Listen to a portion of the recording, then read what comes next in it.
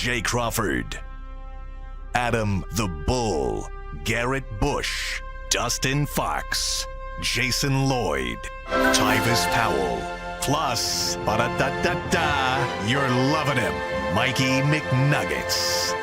And so many big names, it would take me hours to say all of their names.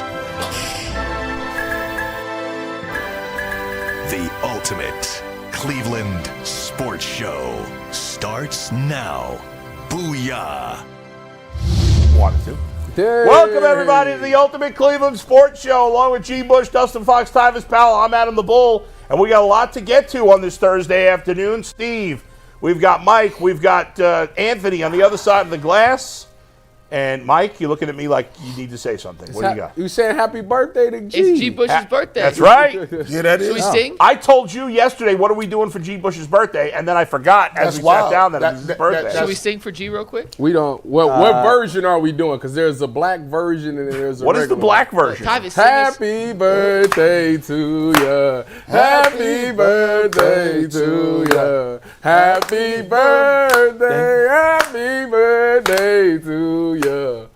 Isn't that Stevie Wonder? Yeah. We got our own national anthem. Yeah. We got our own day. I'm going to say this though. I mean, I did have my birthday on the show, and nothing. Not one person. Nobody mentioned said it. anything. Not even a happy birthday. Was I here? Was it a Tuesday or Thursday? Oh, it was. You were here. Oh yeah. Why didn't you say anything? Yeah, I wanted to mention I it before know. the show. It's a bad job. Yeah, bro. I mean, Happy belated birthday. Yeah. I mean, it's not like I'm bitter about it at all. No. Bull, do you want to sing G the other version of Happy Birthday? I do not. So we get both sides? No, I don't. Okay. He's in on that. Yeah. He got a Just wanted to make sure you didn't feel left Yeah, out. no. And By he the gets way, it on the screen? Come on. by the way, you know there is a conspiracy theory, since we are become a country of conspiracy theories. You know there's a conspiracy theory that Stevie Wonder can see, right? Yeah, for They've sure. been saying that for years. Everybody knows about that one? They've been saying There's that, a lot of videos out there that would indicate he might be able to see. They said, like, I don't know, it's an urban legend. They said that they gave him, like, they was going to do this procedure where they going to make him, like, see if he'll be able to see. And he was like, nah, I'm cool. I'm going to just stay in the dark. Just stay in the dark. Or he got the vision and tells people. Dude, his niche is his blindness, and he can sing. If that's the case, then does Magic Johnson really have HIV? Let's just Mikey McNuggets, let's go. So G's birthday. Yeah. G, happy birthday. What It are you, is 43? 42, right? Two? I No, you got to be older than me. Yeah. I'm 42. You're about to be 3 or 4. I'm 43. You know, it's messed up because sometimes I don't even be knowing. Like, I'd be like, all right, 42, 43. Like, yeah, I think I'm 43. So, you know Born what I'm in saying? 81? I was born in 1981. You know what I'm saying? Shout out 82. to all the people out there, all the birthday wishes. The man. millennials. Yeah, the millennials. I found out I wasn't even in Generation X. What is this? What's your sign for this month? I'm a Scorpio. You're a Scorpio. I'm a Libra, barely. Yeah. I'm shout out to the Scorpios. We be going through. Scorpios be needing counseling. Yeah, well, so do Libras. My wife would tell you different. Her birthday's on Monday. My wife's what day is your wife's birthday? November 18th. It's the Drake song. You'll never forget. Hey, listen. So let me tell you I'm this. so high even when I'm coming down. Just met a girl, say she from the H-Town. All right, go ahead. You guys are going to give Bull a little swag. I'm telling you. My wife's one way or another. I already got it. Our wife's birthday is, I believe, on the same day. You believe? You don't know for sure. So let me give you this. We need to edit this out. All right, we just talked about this. So I live a really crazy life. So my birthday is November 14th. So my ex-wife's birthday and my wife's birthday is on like the same day. Like the same day or the same day? So let me give you an example. There's a little bit of a difference there, I think. I believe my wife's birthday is the 17th, right? I believe? Yes, like I believe. You're burying yourself deeper. Nah, I'm just keeping it real. It's like the keep it real. 17th. Yeah. And like when she lived in the Philippines is 12 hours ahead of the United States. So when I call her in the middle of the night to wish her a happy birthday, It's the next day. It's the next day there. Okay. So technically it was the 18th, right? So I always flip back and forth and don't, like, I'm like, all right, well, which one is it? Like, is it 17th or 18th? So which day are you giving her the gift? Like, around that day? Probably like, I'm probably going to do it like either like, you know, Sunday, between Monday? now and wherever her birthday is. So it's kind of wild. So yeah, I be picking people the same way. Like you got two, you get married twice. And what's the coincidence? The day birthday is like almost the same day. It's weird.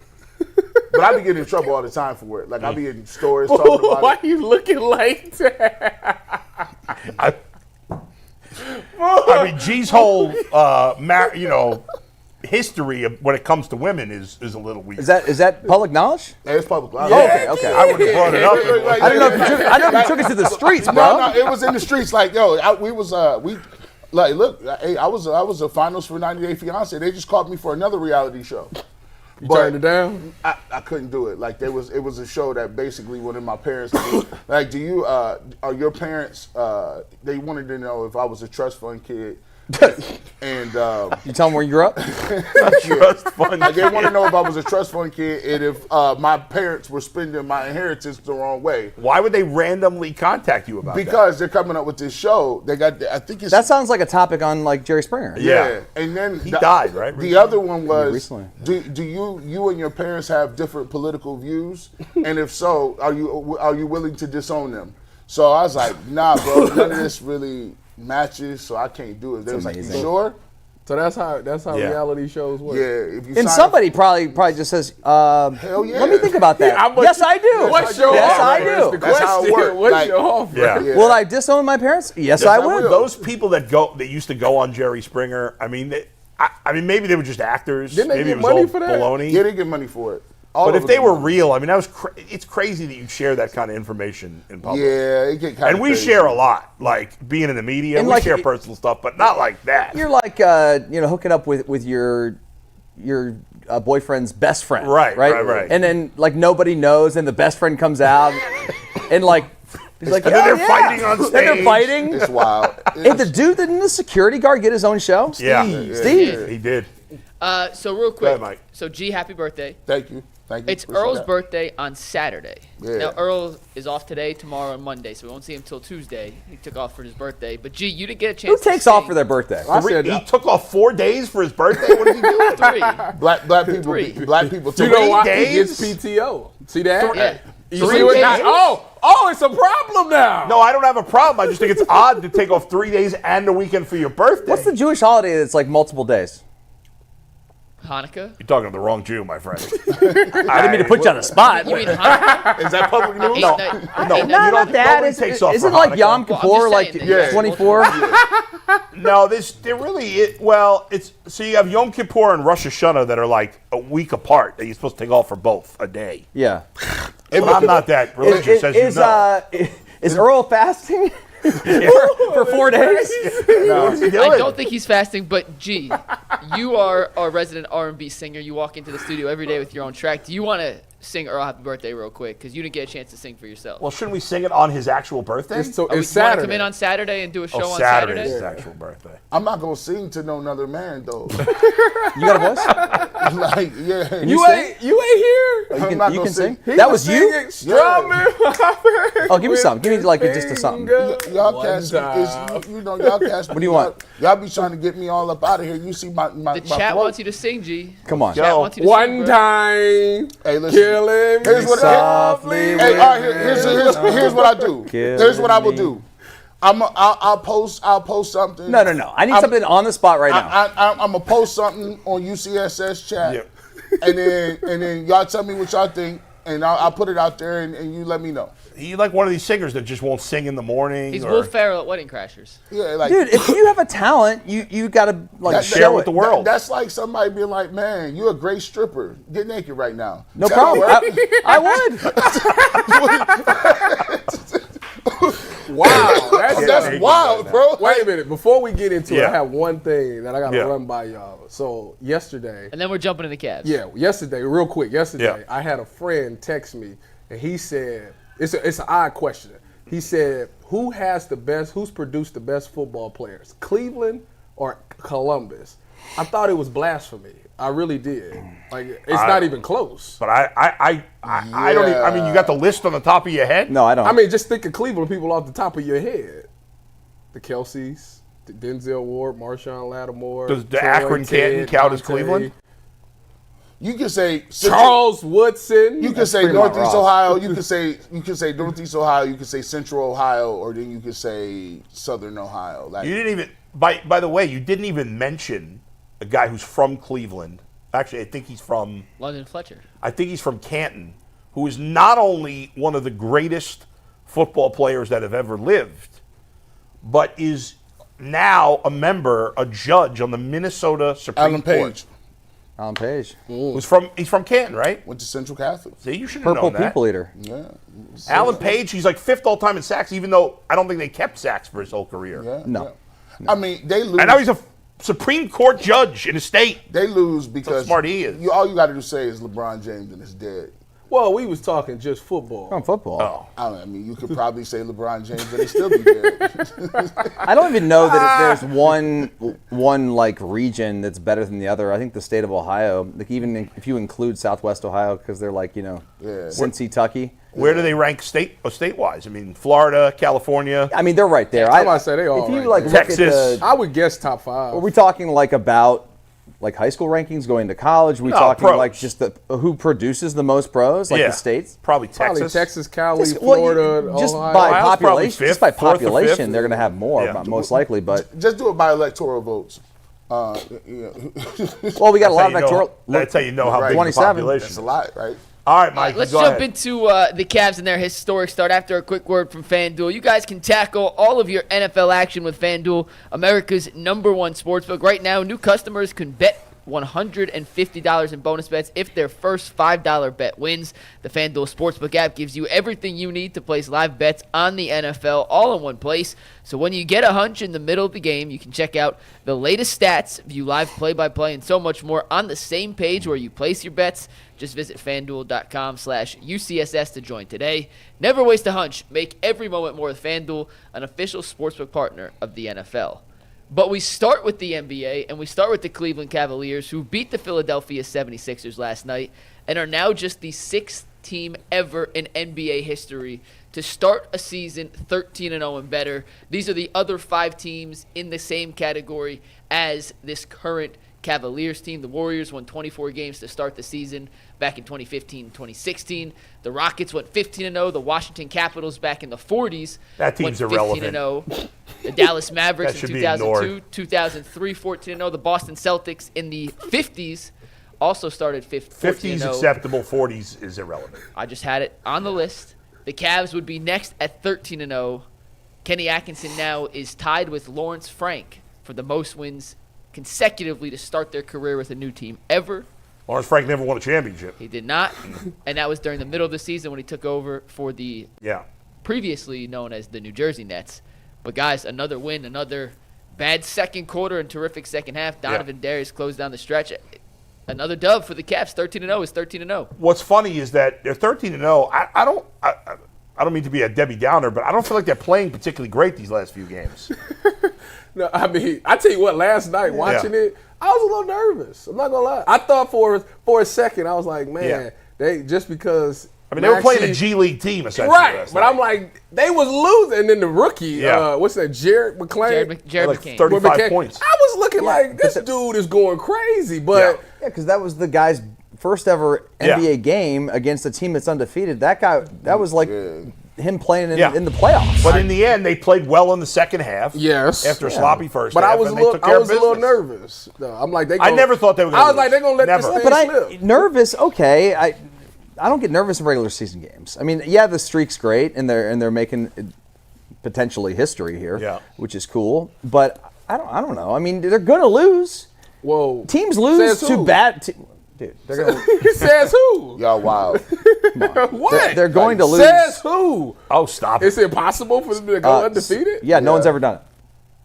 Why can't they be the first? Do you know what the longest winning streak in the history of the NBA You want is? to bet on it? 24. That is incorrect. Oh, it's what the Heat 55, did. 33. Is that the How you Heat gonna or spoil it? did the Heat or Warriors guessed. do that? It was the The Lakers. Lakers. It was Lakers. 70. The Lakers did that? It was 71? It was the Chamberlain Lakers. Oh, well. It was 72, but 72, 71, 72. 33 in a row. Come on. So look, They had man, Wilt.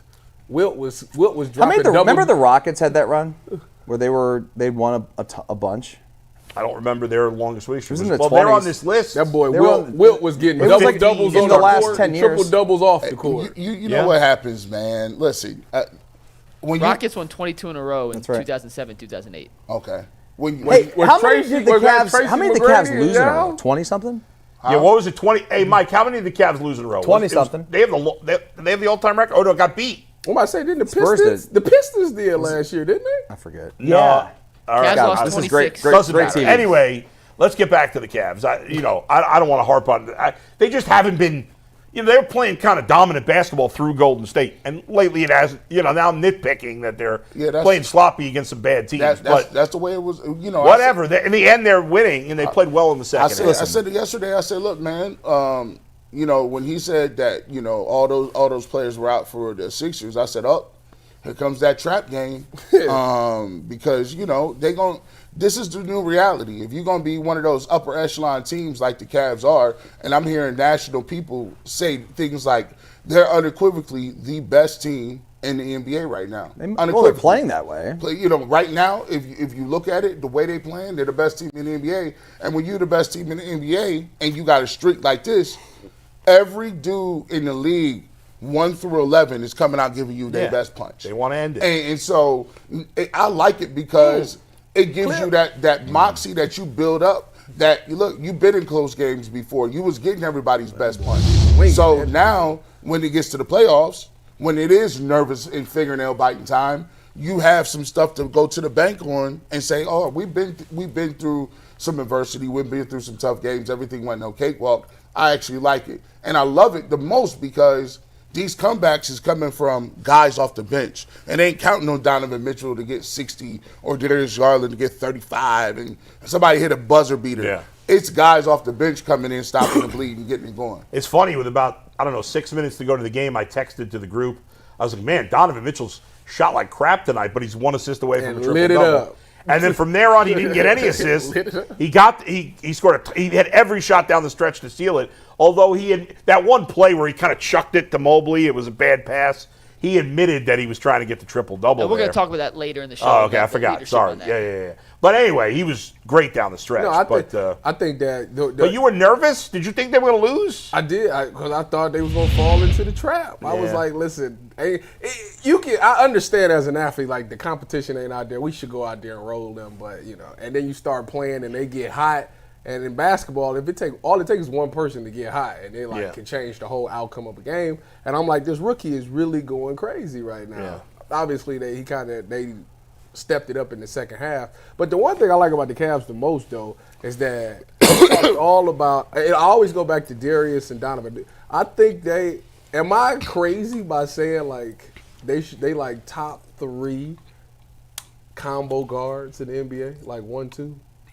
Like as a tandem? Yeah. I mean, you got Luka and Kyrie just off the top. That's why I said top 3. I didn't say 1.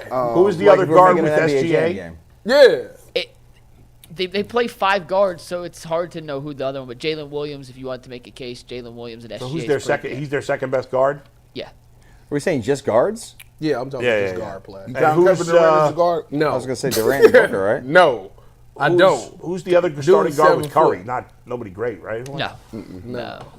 Wasn't it Buddy Hield? Buddy I mean, you can Hield make is the there. If you Wiggins? for who? Golden State. He's small forward. Pajemski's they're technically starting too. You Nah. can go with No, Boston sir. if you really wanted to. Drew Holiday, Derek White, or Jaylen I mean, Brown. so they're up there right now. They're definitely up there. They might be 100% number up 2. Are they ahead of SGA and Whoever. what's his name? If you can't, Williams? Jalen Williams. if you can't remember his name, he ain't up there. Fair enough. Yeah, but I'm not a diehard NBA Jalen guy. Williams can play. Don't sleep I on mean, Jalen. I ain't sleeping on him, but I mean, Jalen Williams averaging 21, 7, and 6 this year. Have the Thunder lost a game? I know they lost won 2. last night. Yeah, they're 10-2. Oh, okay. The Warriors beat them the day after they played the Cavs. I tell you what, that Chicago game again holds a lot of weight because of the fact that Kenny Atkinson can have the best start of all time, like overtake the record. So it's a historical moment. Yeah, that's true. Which is funny because wasn't the last Chicago game historical too? after 12 or 13. It was the longest winning streak in Cavs history, right? For the last Chicago game? I don't know. Last I year? don't remember that. No, this past Chicago. On Monday. When they won that game, didn't they break the record for the longest start? Well, he's Cav. Their best start was 8-0? 8-0. Oh, No Cavs coach, they said this on the broadcast last night, had ever even started 2-0 before.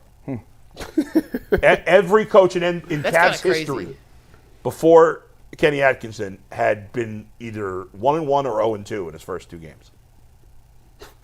So, but it's crazy at this point. He set the Guys, bar very high. We were so down. I don't know about you, Dustin, because you weren't here in the offseason, but like we were so down, especially G and myself, and we were down on this team big time coming into this year because they made no changes. They made no changes besides the coach. And now with 2 more wins, they will tie for the second best start in the history of the league. 2 more wins. That's crazy. I was negative on them. Like when they didn't move JB, remember I got that hate mail. JB's has 50 wins. Yeah. You getting hate mail about JB, and I said, bro, y'all better stop playing around. We've been talking about this for 3 years. Now, when they got rid of JB, I moved back to neutral. I'm like, okay, all right. Well, at least you got rid of the coach. You wanted to get rid of Kobe too. Yeah, I said, if you run this back and it don't work, deuces. But look, man, the coach done brought a lot to the table. Like, they look like a professional basketball team. They look like a team that got a plan. They look like a team that got some stuff where, look, I can foresee, I even didn't see them beating the Knicks like that. But then as you watch them play, I could fully see them actually competing and possibly beating the Celtics the way they playing. Well, we gonna find out here soon, right? Next week. And that's in a 7-game series, right? So to me, it's an equalizer. It's an equalizer effect because before I'm looking at it, all right, Donovan got to get 35, and then you're looking around to see who else is gonna get it. Now for the first time, it's like whoever getting it. Like, you know what I'm saying? They all getting it. That pocket pass pocket pass that Donovan Mitchell threw with that English on it. He came down. He threw that English on it in the middle. He dropped it. Ooh, and he caught it, and then they swung it immediately to the corner. Man, I like that. Team one mode. I like that one. You know what really I thought was exciting was that one possession where Mobley missed the layup, but the Cavs got the rebound. Garland got it back to Mobley, and then he dunked, or it's kind of like a half dunk, half layup, and got fouled on the play. Remember that in the fourth quarter? And then Darius Garland kind of smacks Mobley in the chest, like, that's you. You know, like, you got to do that every time, you know, like staying on him. Yeah. Like, you got to be the man. And if you heard that thing, Tyvis sent us all a video this morning. Oh, Draymond. I don't know if you guys watched it, but Draymond Green was doing an interview with, what's his name? I don't even know who that was. It was his own podcast, wasn't it? Oh, but it's, no, that's. Who was that dude? He played for the Cavs. Did he? I think. I can't remember now. He was a big-time player. Oh, Baron Davis. Baron Davis, yeah, played for the Cavs, right? 2 seconds, he is dude. Baron Davis. Well, whatever. But he was a good player in the NBA. Yeah, wasn't Baron Davis the reason we got Kyrie?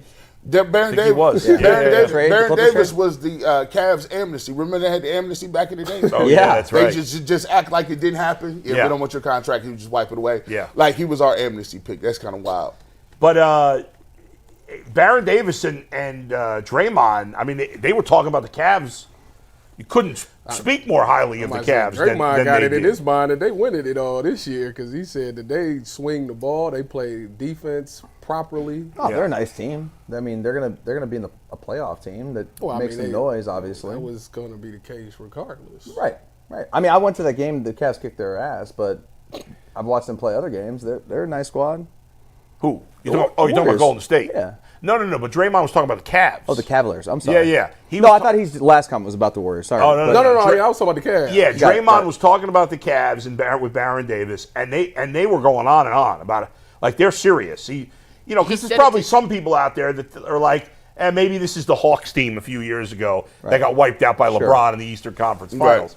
And there's, and he was talking about they swinging that ball. He said he Right. didn't know how to defend it. He was and like, he whoa. talked about the fact that that Darius and Donovan Mitchell, how they do a great job of what do you call it, funneling the defense towards the big guys. It was an interesting video. Go ahead. If you remember after that Warriors game when they came to Cleveland, Jason spoke to Draymond. Right. He wrote the whole article, and Draymond, a lot of stuff what he said in that clip is what he had told Jason. But he went even further, He I did go thought. further. Yeah. And specifically the ball movement. And I actually, we showed these highlights earlier. We'll show them all the way through the bounce pass that G was talking about. Look at the extra passes they make on all these possessions. They're giving up good shots to get great shots. And that's the sign of a good basketball team, an unselfish basketball team. The ball is never sticking in any one player's hands for too long. As soon as the defense helps, they're willing to kick. And it's like a minute long, so we'll just let this whole thing play through. But when you're able to generate great looks off extra passes, goes in, goes out, close out, drive, defense is in rotation. They're shooting as a team at 40% from three this year. There's no way to actually guard this. Darius to the corner, Okoro, open three. Bang. He's shooting 50% on wide open threes. Well, and here's the thing, Mike. Like, even though they haven't shot the ball as well the last couple of games, it's not been because they're not moving the ball or they're not getting good shots. They're just missing shots. Look a little tired, some of the guys, at least some of the game, and so they're just not knocking them down. In that second quarter, that pocket pass was wild. In that second quarter last night. Real quick, and then before you finish thought, do you think the Cavs shot well last night? No, I think they actually shot decently, right? So I didn't think they had a great shooting night. Right, I know that 50% as a team and 40% from three. I know, which seems crazy because the second quarter they missed everything. Exactly. But they had wide open shots. They just weren't knocking them down. Like, the way they're moving the ball, they're going to shoot well almost every night because they're getting great looks, as you said. They're not settling. And they're getting great looks almost every time down the floor. My question, I'm so surprised that they got these guys to. So, like, moving a basketball is like, that's just not like some easy thing that you do. No, you got to buy in. Like, it's team buy-in. It takes like conscious, like in practice, like guys counting down, being like, you had the ball for 3 seconds. What are you doing? You dribbling way too much. Or stopping the drill, being like, hey, do you notice the ball got stuck on the weak side over in the corner? Like, what are we doing? Guards move the football, move the ball. I don't know how they got them to break those old habits so quickly. It was the greatest thing they could have did because, like I say, it was a point last year where it was to watch the Donovan show. So at a point, you would think like, maybe these dudes just ain't good. You know, maybe they're not good in crunch time. And Kenny got them to all come in. And then we had who's taking the last shot? Or why he got to have the ball? Or can he work off ball? Well, in this offense, it doesn't matter. They all swinging the ball. Everybody gets a chance. I think you got to have it in your mind like, okay, so I ain't going to take this shot. This ain't my shot. But the way we swinging this ball, at some point, I'm going to get 6 or 7 shots a game. Mm-hmm. And I think that I got to make the most of them because they're going to be wide open shots. And I think that's what got everybody bought into it. It's like, I'm going to touch the peel. It's not going to be just stand over there and watch the show. Like, I'm involved, and I'm going to get a chance to actually take shots every game. I just got to make sure I make it because it's going to be wide open. The Cavs are basically on offense, playing 80s basketball with three-pointers, essentially. It's pretty actually. Because in the 80s, that's what they did. They moved the ball. It wasn't until Michael Jordan came that stopped. It's like the movie Hoosiers, man. It's all they play a practice without even dribbling. That's it. That's old school basketball. And the thing is, part of it is Michael Jordan and what's happened since then. It's also AAU basketball. A lot of terrible coaches in AAU basketball. Brooks. Kids are being. Every time, I'll tell you something else, guys. Every time I'm flicking through Instagram, and I see like a video of some AAU basketball or just some kids playing basketball in some organized way. It all looks like N1. They're shooting threes. All they do is shoot threes and talk and like if you're a coach and you're teaching a kid to talk shit, you're an ass. Blame Steph Curry. Let me tell you this. Those coaches are asses. Steph Curry broke the game. All of this. Listen, AAU is awful. It's awful. McNuggets it's all about money. McNuggets will tell you. It started to be something in the 90s where, so say for instance, like, because football is football, like after a certain level in middle school, you start getting weeded out. Like if you just a dad that just like coaching your son, get the hell out of here. You're not getting that off no more. Mm-hmm. Like in middle school, like they weed you all the way out. It's like, did you play somewhere? Did you get some D2 love? Was you NAIA? Like, you wasn't allowed just pulling up having a team after a certain age. In AAU, all you got to have is a bag. You got you a decent little job, and you cool. You're like, listen, I'm cool. I'm about to have all these kids play AAU. You get your AAU team and travel the country. And you be like, what does this guy do? He's just some uncle. He's an uncle, like telling people what to do. You're like, you never hooped. The resume is not there. At no level did you hoop. And then they teach him these bad habits. Is that really true? Bro, yes, and that's why the Cavs are succeeding because they're playing fundamentally sound basketball, while most of the teams in the league do not. Now people be like back in the day, it was like, oh, all state in basketball meant something. Like if you was a McDonald's All-American, it meant something. Yeah. Now you could just be like, I was on Ball Is Life. What are you talking about? I'm an internet dude, and I'm Mikey Williams. I don't even know if that dude is good. Oh, UCF. He had Florida, Central Florida. They had him like he was that dude. They really did. Because it was because he was small, but he had bounce. That's it. But then I found out he was 6'3", so I'm like, he my height. All you got to do is dunk on somebody. That dude got bounce. Who's the dude who was the Instagram star who played? He's won the dunk contest. The white dude. My guy Mac McClung, baby. McClung. I mean, he was a TikTok star. TikTok. Like but he could. No, I'm not saying he's not a baller. Like he can play, but he's not going to be a legitimate NBA player. Like or what's the one dude? I stand for no Mac McClung slander. Julian Newman. Since he was 14 years old. That's a good Julian Newman. I'm not saying he's a bad guy. Julian Newman can't play. That's the difference. Julian Newman can only TikTok. Mac can play. See, that's the difference. You don't know who can play. Hey, that's a good point. You don't know who can play. What's the dude? The best player is what's the kid?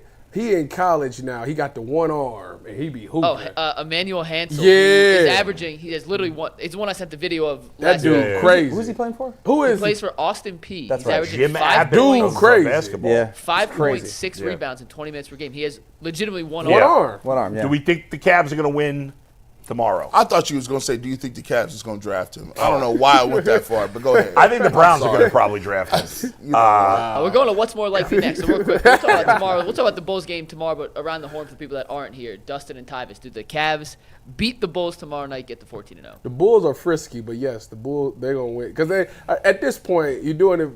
You bought into your coach. You got a lot of respect for the coach. If you want him to be the all-time greatest start, I mean you this close, you might as well kick the door in. After the Bulls, is there a game between the Celtics or no? Yeah. They play Charlotte on Sunday. God, that's a trap game right there. Another one. That's a trap game. Yeah, they're beating the Bulls. I'm worried about beating the Hornets because I think everyone's gonna be focused on that Tuesday night game. Aren't the Hornets they're like, well, although the Sixers were like No, I I said, mean they're 4-7, so but they can't be any worse than the Sixers team. that was on the LaMelo's floor playing last though, night. right? LaMelo's playing out of his mind right now. Yeah, he's playing awesome. They have anybody else that's any good? Well, they at least have an all-star type Brandon guy. Miller. Yeah, Brandon Miller's playing well All right. too. All right, Mike, go ahead. We're going to play around on what's more likely after a quick word from Prize Picks. Prize Picks is America's #1 daily fantasy sports app with over 5 million active members. Prize Picks is the easiest and most exciting way to play daily fantasy sports. Unlike other apps on Prize Picks, it's just you against the numbers. All you do is pick more or less on 2 to 6 player stat projections and watch the winnings roll in. Prize Picks puts their members first, so all withdrawals are fast, safe, and secure.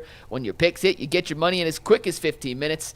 Download the Prize Pick app today and use promo code LOCKEDONNFL and get $50 instantly when you win $5. That's code LOCKEDONNFL on Prize Picks to get $50 instantly when you play $5. You don't even have to win to receive the bonus. It is guaranteed. Prize Picks, run your game when you want. G. Bush, it's your birthday, and I had heard you wanted to play some more games, so we whipped up a What's More Likely Cavs edition to get into today. Dustin, I don't think you've played a What's More Likely with this yet. What's more likely? How do we play this game? I'm going to give you 2 options, and you're telling me what's more likely. That sounds Super hard. simple. By the way, this is not what's more likely, but I was watching a clip from Seinfeld yesterday, and I'm going to ask you guys this question before we start what's more likely. If you were abducted by an alien civilization, and brought to their planet, and they were going to put you in either a zoo or a circus, what would you choose? Circus. Circus for Dustin. Tyvis. If they was gonna put me in a zoo, Or the circus, you're abducted by aliens from another planet. Zoo or circus? Where you going? Circus. I don't want to be caged up. Yeah, I don't know. But aren't you caged up in the circus? No, kind of. No, it's just you're kind of like a. You're a performer. You're a I'll be performer. planning I'm planning my escape, so Okay. I'm going circus. All right, G, circus or zoo? This is a nice little trope right here, Yeah. man. So shout out to the old school Planet of the Apes. Yeah. Where Caesar went to the circus. That's true. He went to the circus. He did. I would go to the circus, man. Technically, that's not the old school. That's like the middle school. Yeah, the middle school. It was the old school. The old because his parents died, Yeah. and they was like, "Yo, we're gonna take him to the circus. Yeah. We'll switch it with That's the right. apes." So what I would do is, a la the Planet of the Apes. Yeah. I would say I'm gonna be a circus star. Technically, I wouldn't make it to either one because the moment I get a chance to roll, I'm gone. Well, I would try. I would try to lobby for them to bring other humans there. Yeah. Right. So we get a contingency of humans there, Yeah. and then we start our plan. No, All I'm right. going on. So you're all going circus. Yeah. See, I'm going with George Costanza on this one. He said he'd go to the zoo because he'd hope that they'd bring in somebody to mate with. I think this. You're such a clown. But I think though they keep you in the zoo between shows, right? That's all right. Nobody's bothering me. I don't have to do tricks. I can just hang out. So Time to play What's More Likely. Let's play what's more likely. Most of these are Yeah. highly unlikely, but you have to pick what's more likely. Let's start with the Okay. first one. What is more likely to happen this season? The Cavs break the Warriors' regular season win record, that's 73, or Ty Jerome wins the Sixth Man of the Year award? Ty Jerome sweep. win the Sixth Man of the Year. There's a award. sweep. yeah, Ty Jerome. Ty Jerome. His man. odds are currently 180 to 1 to win Sixth Man of the Year. I mean, the Warriors was 70 what and what? 73 and 9. No, 9 is crazy. What are the Cavs odds? They got to be longer than that. I only see odds to go undefeated. Undefeated. So here's probably like a here's Nashville what million has to one. undefeated odds. here's what you should have did. You What should have is said that? you That should have gotta said be plus the Cavs a this year million. breaking the record when they were 66 and 12. 66 and 12 when LeBron was here was a really Cavs record, yeah. Cavs record. Yeah. I would have picked that record over Ty Jerome. Yeah. But All right, not let's go to- you're not the All same. right, clean sweep, Mike. Ty Jerome. Next one. What's more likely to happen? Evan Mobley records a quadruple double this season. Points, rebounds, assists, blocks, or steals, up to you. Or he hits 7 threes in a game. Quadruple double. Oh, my God. I don't think there's any way either of those are happening. Quadruple double. I guess I'd have to go with Tyvus. The quadruple doubles. Blocks, points, He's never even rebounds, going to take assists. 7 3-pointers in a game. Blocks, points, rebounds, assists. He get it. 7-3. No chance, dude. He ain't hitting 7 threes.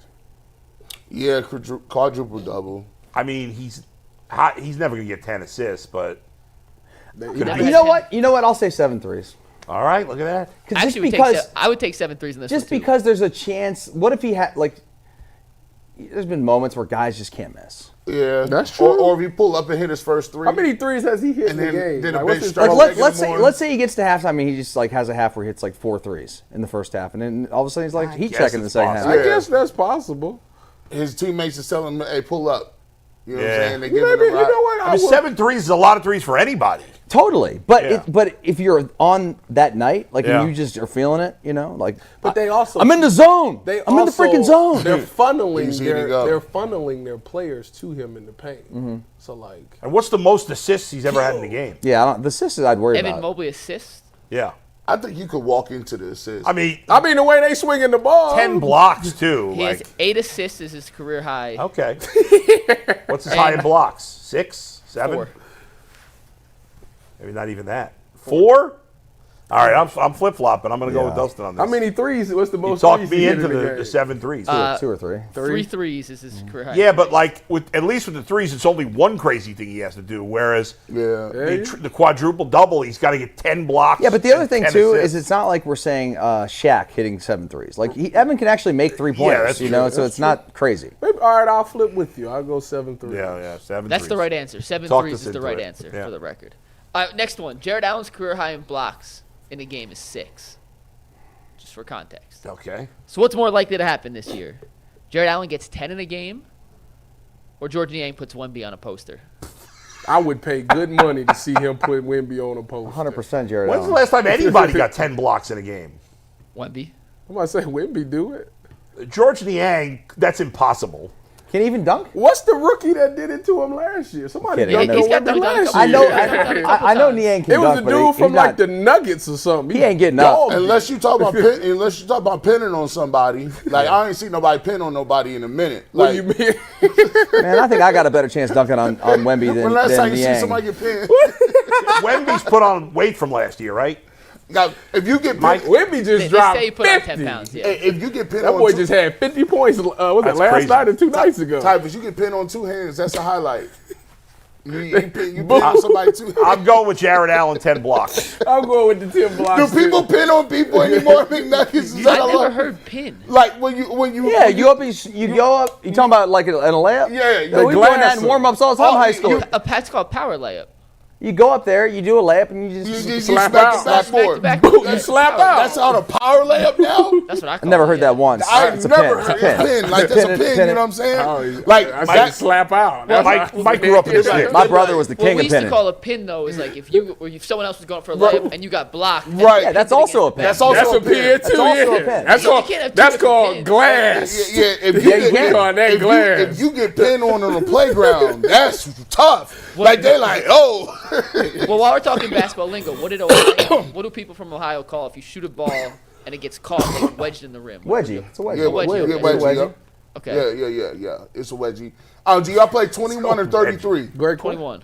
What do you mean 21 or 30? Thirty. Like 221? 221. 33. I'm 33. 33, start counting. We play, No right? blood, no foul. Yeah, right. Correct. Yeah, 33, no 33. rules. When you playing, And if you get tipped dunk, you go back to what do zero. you call Yep. it? We used to call it continuous one-on-one, where like of the hill. this king of the hill, right? And how many dribbles my you lot having? God. It depends on who was watching. Like we three three dribbles. dribbles. 3 dribbles was if it was in college. If we were just playing in like the playground Yeah. or whatever, you just dribble however much you want. Hey, do you guys Three dribbles sucked. three dribbles tough? That was Tough. the worst. Bull version of thinks we're talking a foreign language right now. Yeah, ones or I twos. played basketball as a kid. Do you got y'all play No. ones or twos? I prefer ones and twos. Ones and twos. I tell ya. prefer ones and twos. Yeah. Let me tell you, Who people plays did not like twos playing and against threes? me when I was in high school. Because I would beat the crap out of everybody I was defending. Oh, you one of those, huh? Yeah. how do you play fouls? Hack. Is it you got the last call? I was the only kid. Listen, Shoot for it. I am, Shoot for it. Shoot for it. I am a terrible basketball player, not surprisingly. Terrible. Even when I was in better shape as a teenager. But I'll tell you what I would do. I was a pretty good rebounder. Like, considering I'm not tall, I was a pretty good rebounder because I was good at using my body to box out. And Physical. I was the only kid in the playground that would draw an offensive foul.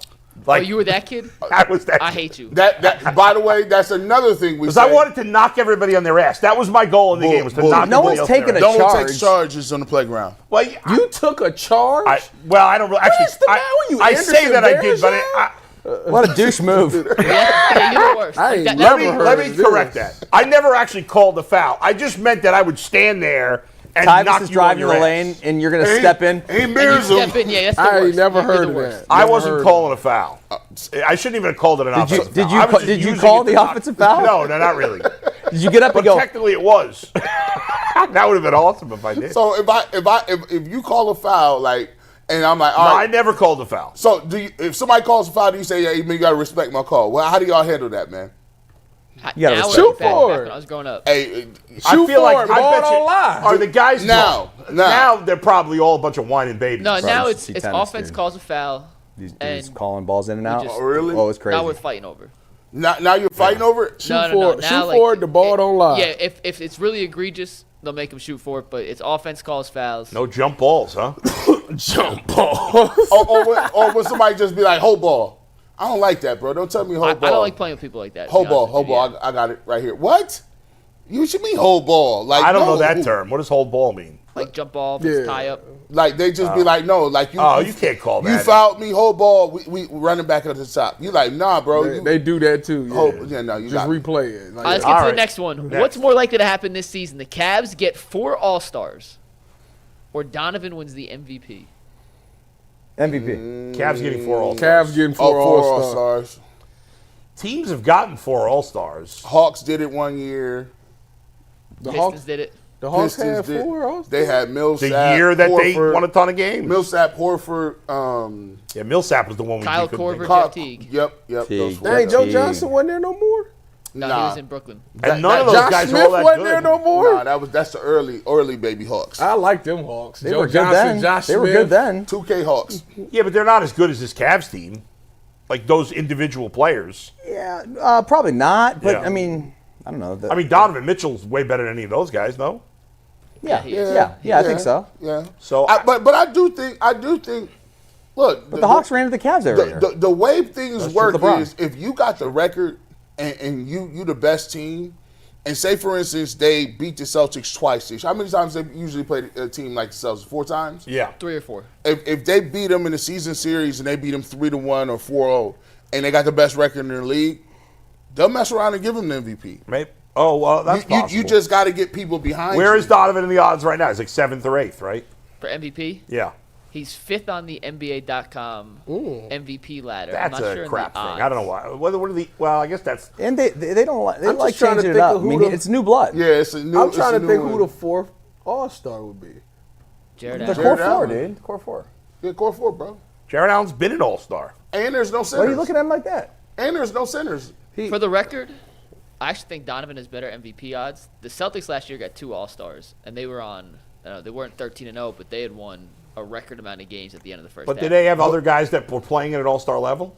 Yeah, you can make the case for Drew How Holiday. many or- Yeah, I, mean, Center- I don't know that Jared Allen's playing at an All-Star How level. many know, centers he's play not. in the All-Star game? Is it just 2? They can take as many as they want. If But Joel, I just don't think Donovan Mitchell's going to win the MVP. And by the way he's playing, his statistics are not as good as they've been in past years And that's because what he's moving the That's ball. what I think.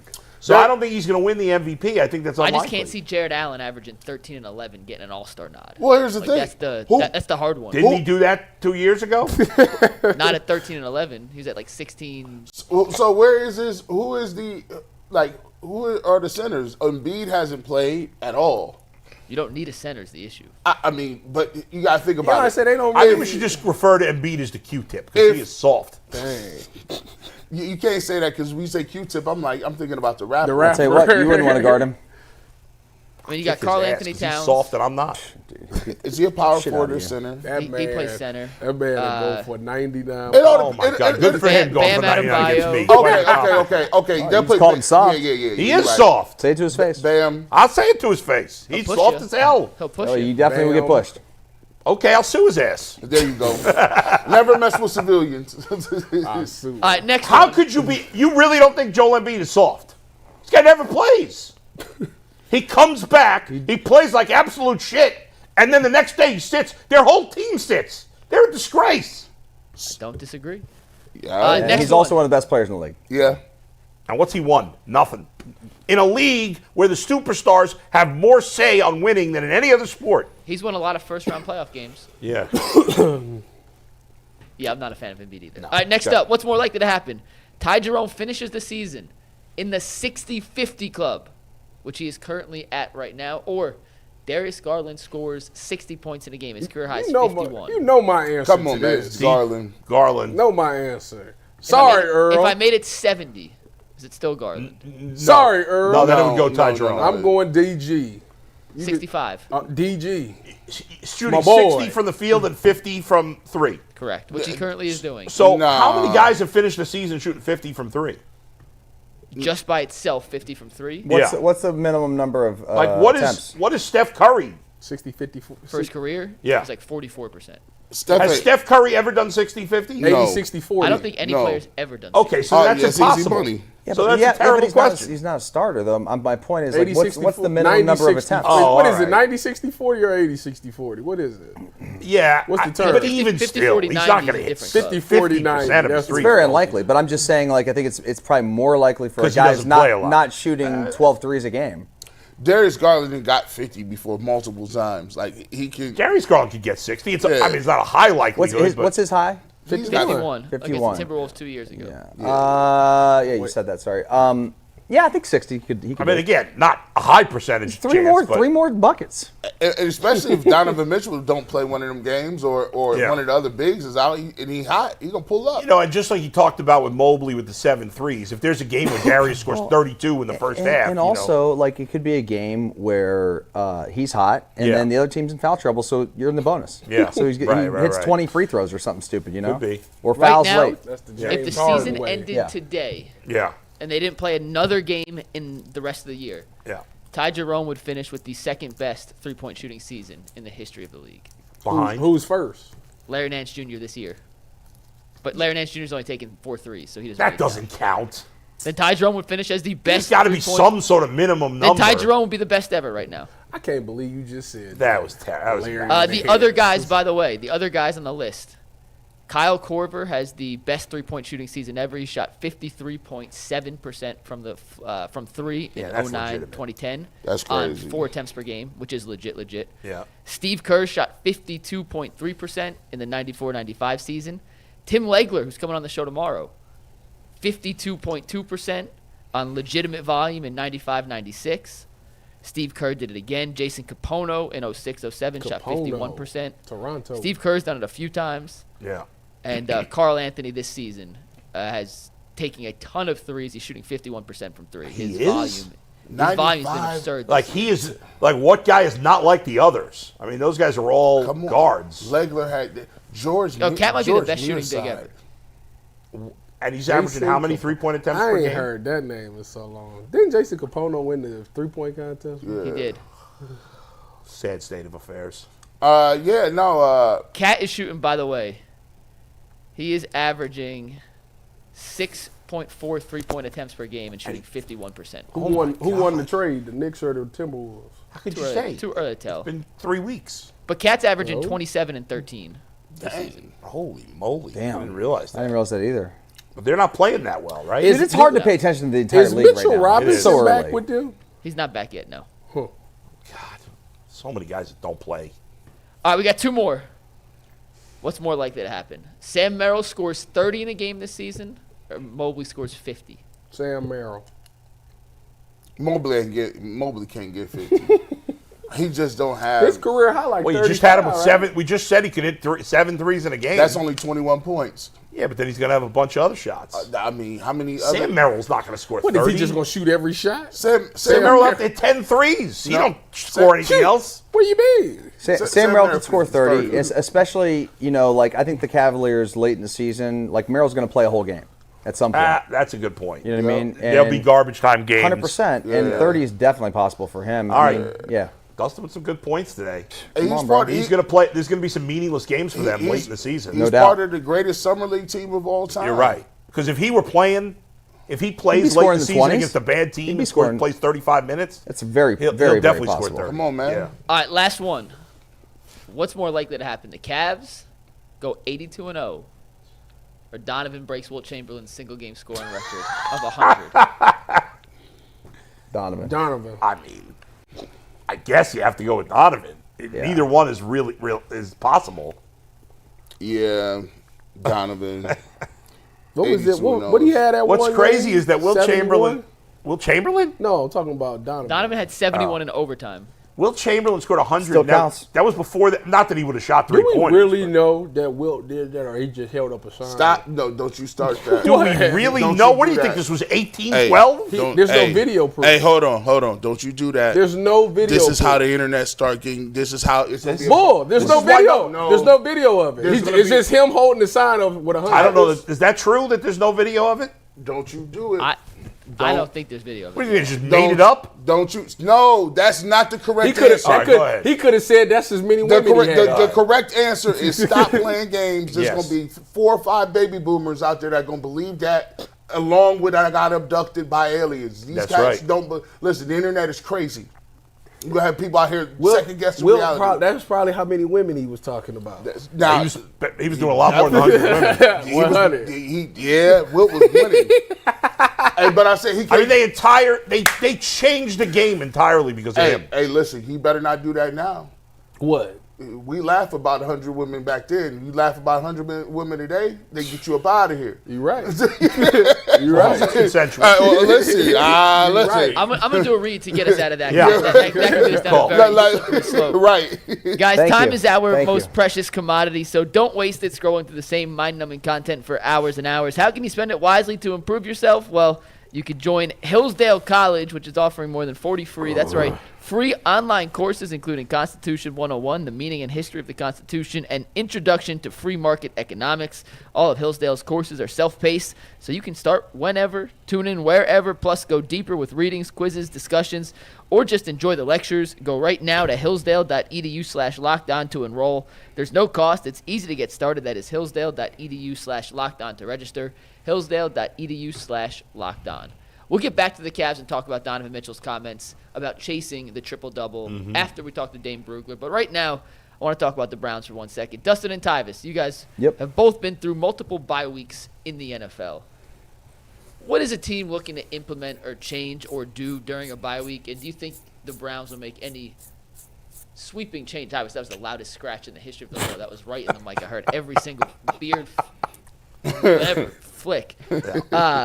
Do you think the Browns make any sweeping changes coming out of this bye with the week off to reevaluate everything internally? Dustin, you want to start us off? Yeah, go ahead. Yeah. Oh, well, I mean, Unless you want me to go, doesn't matter. well, he called your name. Do I think they'll make any sweeping changes? What would be a sweeping change? Like with the offense, like somebody playing more? Just in general, whether it's from a philosophical standpoint, we'll see more heavy sets as opposed to empty. We see more empty. Just anything that after a week of self-reflection and evaluation of the first 9 weeks, that'll be different than we've seen for the first 2 months of this season. That's a good question. I would say you could see more of that Stefanski offense that we saw back with Flacco last year, and in the past with Baker, even the 12 personnel, and hopefully you can get Nick Chubb going a little bit more.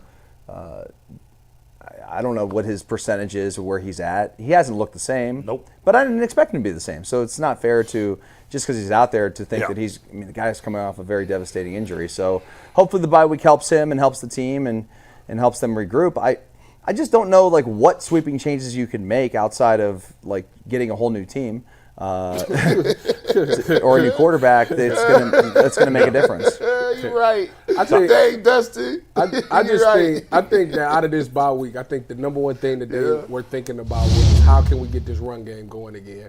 And there's so many multiple ways that you can get a run game going. It doesn't necessarily have to be just turning around and handing Nick Chubb the ball. You can throw jailbreak screens. You can throw bubbles. Right. And I think you got athletes out there that can do that. Elijah Moore, you get the ball in his hands, let him be an athlete in space. If you're going to start using Jamari Thrash, throw him the ball in space. Let them do something like that. But I think you got to find a way to slow down this pass rush. If teams are going to blitz and teams are going to do stunts and twists and send their best pass rushers up the field, you got to be able to do something to keep them balanced, keep them honest. And usually that's the run game. You can run trap right underneath all of that and get through. But right now the Browns' run game just has not been that, even with Nick Chubb back. So what do? You throw screens because we haven't seen that. You throw jailbreaks, just to get that defense, the D lineman to rush your field, boom, throw something behind it, and now, boom, that's your run game. So I think, to me, that was what I think that we'll see, starting with the Saints, that we'll see more screens, more jailbreaks and things like that, just to try to soften them up so now we can run the ball with Nick Chubb. Thanksgiving, I was looking at this, I got this Popeyes turkey, right? Did you get it from? You got it from Popeyes? You got a Popeyes The turkey? Cajun one. Hold up. They said that is a game Really? changer. Yeah, my brother got it. He sent it to my house. Yeah. So we have Thanksgiving. So we got that little Cajun joint. I gotta order it online? Yeah. Plus, I Y'all got go this straight to the smoker, Popeyes. Yeah. and I'm into smoking these meats now. So I got this brisket, super duper pause. What's But wrong with you? I'm gonna get I got this smoker. My uncle gave me that, and plus I haven't done no Christmas shopping. You may say, G. Bush, what are you talking about? These is all the things that I was thinking about while y'all was talking about the Browns. Oh man, I thought that was transitioning to No, a Browns thing. that's how down on the Browns you are. That was where the ADD took you? Yeah, I'm thinking about paying for bills. I'm thinking, listen, Because the Browns are so far off your radar. They are completely. What if they win this game? No. What if they win Thursday? fans will come. What if Fans they are gonna win? talk What if they them- win their next 2 games? No. Fans are going to talk themselves. We're going to talk more about this yesterday, but fans will talk themselves into being alive for the playoffs. I tell you what, I tuned in for a little snippet yesterday of y'all talking about When Jay was going crazy. No, he won I, that. I missed that. He was telling me don't about have that to on go the back, podcast. trust me. Anyway, Yeah, that's right. I caught the Browns segment about John Dorsey coming back. Yeah. And I was like, I thought to myself, if they were going to overhaul this whole thing and they was going to fire Kevin and AB, would you be opposed to Dorsey and Vrabel? I think that would be a big culture shock because you're you're talking about 2 opposite ends of the spectrum. I get it. If you bring in a new GM, you have to allow him to hire the coach. I would hope that Kevin Stefanski would stay if they brought in a new GM, whether it was John But Dorsey or not. I do think Dorsey yeah, I don't and think Vrabel, anybody would have a problem. personality-wise, they fit each other. Yeah, I don't think anybody would have a problem with Vrabel. And I'm sure No, John Dorsey would no. have. I don't know. And I heard, I was listening to Warren Sharp talk about the other day, Yeah. Vrabel's going to get a head job. Oh, next year. 100%. 100%. 100%. By the way, your initial question about the Browns doing something big? No. Of course not. Easy answer. No, let's go. The only big thing they do Is this draft a offseason quarterback, will be drafting maybe. a quarterback. There We're going it to bring is. Dane Brugler in 1 sec from The Athletic to help us figure out which quarterback in this upcoming draft is the best fit for the Browns. But as everyone knows, you can tackle all of your NFL action on FanDuel, America's #1 sportsbook. Right now, new customers can bet $5 and get $150 in bonus bets if that first $5 bet wins. The FanDuel Sportsbook app gives you everything you need to place live bets on the NFL all in one place. So when you get a hunch in the middle of the game, you can check out the latest stats, view live play-by-play, and so much more on the same page where you place your bets. Just visit FanDuel.com/UCSS to join today. Never waste a hunch. Make every moment more with FanDuel, an official sportsbook partner of the NFL. With Dane, and we'll bring Dane Brugler in now. That's not Dane. That's not Dane either. Do we not have him? They'll get him, man. Steve's texting. There he is.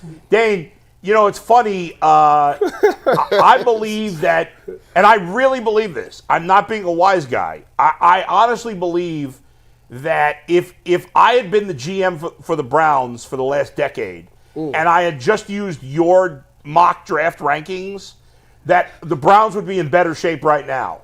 100%. I mean, I don't know what your winning percentage is. My point is, if you watch Hard Knocks with Joe Shane, where that guy clearly is an idiot, most of these GMs have no clue what they're doing.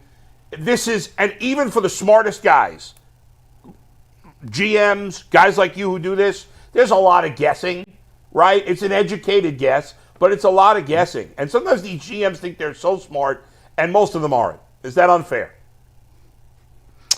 This is always going to be more of an art than a science, right? I mean, as much as we try to put analytical models on these things and these different metrics, there is certain things that you just can't measure, especially for a quarterback. Going from the college level to the NFL level, the speed of the game is so different. Now, maybe eventually we'll get there with virtual reality that we'll be able to understand the processing speed of how these guys think, the way they see the field, the way that they dissect everything going on pre and post snap.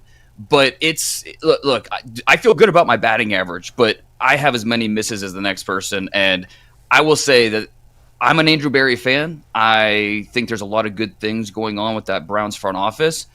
I don't think it matters much when we know that a lot of the strings being pulled are from above them. And that's going to be more of the doubt with this team moving forward than anything else. Yeah, that's certainly there, no doubt about it. We're all concerned. But ultimately, we don't know who's making the final decisions for sure. And Andrew Berry's got to hold the bag for Okay, we think we might. We think we might. But yeah. Ultimately, with the last 5 first-round picks, the Browns have drafted Greg Newsome, who's just a guy, Jedrick Wills, who stinks, Deshaun Watson, and Deshaun Watson, who stinks. So whoever's to blame, it's been terrible, and it's just crushed the franchise at this point.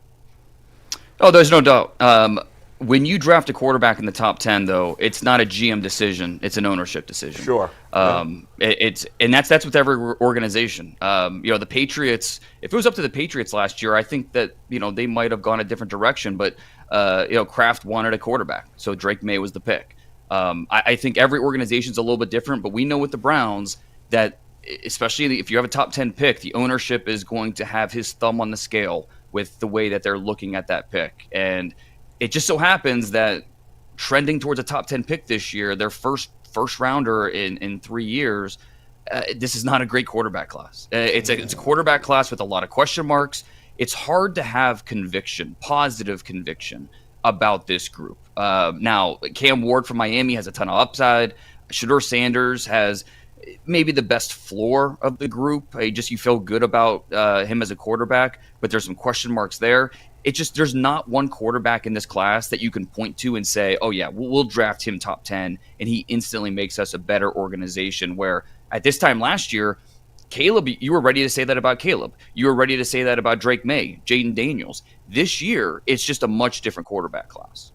Dan, you're always on the money when it comes to a lot of these projections and things like that. Outside of the fact that you didn't have me as a first-round pick, but I was waiting for that to come up. That's another story there. Is there any of those quarterbacks on that you would suggest should go back to college for another year because they just haven't developed quite the same that you thought they would? Yeah, I think some of these guys are seniors, Cam Ward, Shedeur Sanders, like we mentioned. But of the underclassmen, Garrett Nussmeier from LSU, who a lot of scouts believe is a first-round pick, he has 10 starts on his resume. He needs to go back, get more experience. None of these quarterbacks will have better information about their draft projection than Nussmeier, his dad being a longtime NFL coach, currently the quarterback coach with the Eagles. But the way the ball comes off his hands, the way he moves around in the pocket, the way he sees the field, he has a chance to be an NFL starter. But I think he'd be really wise to go back to school. Same thing with Drew Allar at Penn State. If I'm Drew, I'm going to James Franklin and saying, hey, use some of that NIL money, go get me some receivers, and I'll come back for my senior year. And if he does that, then Penn State might be cooking on offense next year. They're going to lose Tyler Warren, going to lose at least one of those running backs. But if in NIL culture, NIL world, in college football, you can really go and hit the open market and get better on offense. And so if I'm Allar, I'm coming back. But as long as the coaching staff and that the Penn State organization, they commit to getting better around me. Do you think that the NIL, Dane, what's up, buddy? I haven't talked to you in a while, man. Good to see you. It does. Do you think the NIL could potentially help the NFL in terms of these quarterbacks staying longer? You pointed that out. With that being said, we'll see quarterbacks stay longer, come to the league, maybe more ready, as opposed to guys who come out way too early and get overdrafted and then end up essentially failing in the NFL. Yeah, because obviously the main reason guys bolt early is to get paid early, to get on that clock so you can hit that second contract earlier. But if you have millions of dollars to stay in school, all of a sudden that decision becomes a lot tougher. And, you have a chance to develop and do what's best for your long term and not necessarily thinking just about the short term. So, yeah, I think, Jalen Milroe from Alabama will have one of those tough decisions coming up here. He's has one more year of eligibility after this year. He could go to the NFL. Maybe he's a first-round pick, maybe more likely a second-round pick. But if he goes back to Alabama, gets better as a passer, his ball placement improves, all of a sudden we're talking about him as maybe a top 10 pick at this time next year. So I think that, we've seen with Anthony Richardson and some of these other quarterbacks, the NFL just is not a developmental league. They've done a very poor job developing these quarterbacks. Some of them just aren't ready. But with NIL and even the transfer portal being able to start right away at these new places, I think that's going to help a lot of these players. I mean, you look at Jaden Daniels. If Jaden Daniels went to the NFL after his third season at Arizona State, he would have been probably a fifth-round pick. Who knows what he's doing now? Instead, he goes to LSU, spends 5 years as a starter at the college level, and all of a sudden, he's much more equipped to handle NFL life, and we're seeing it play out on Sundays. So I think that should be the model for a lot of these quarterbacks. Not all of them will work out like Jaden Daniels, but the more time you have in college to get better, it is going to be advantageous. Now, I will say the flip side of that is you look at Carson Beck this year. Last year, if he comes out, he might be in that first round discussion.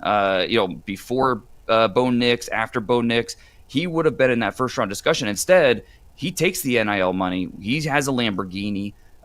Comes back for his final year at Georgia, and he's played below average. It hadn't been great. But, if the draft's tomorrow, he's probably a third rounder at best. Agreed. At best. That's kind of the flip side of this. Is it's maybe not great for the kid, but it's good for teams who are seeing a different side of Carson Beck with a lesser offensive line, no Brock Bowers, and all of a sudden some of those concerns that you had last year are being amplified. I'd also be concerned that he's a dumbass for buying a Lamborghini. Like, he probably got a deal with a dealership. Dude. I don't think he bought it. Buying that. He's getting a freaking lease for free. So let me tell you. Free Lamborghini? Come on. So this is where I'm going to go with it. This is a perfect segue.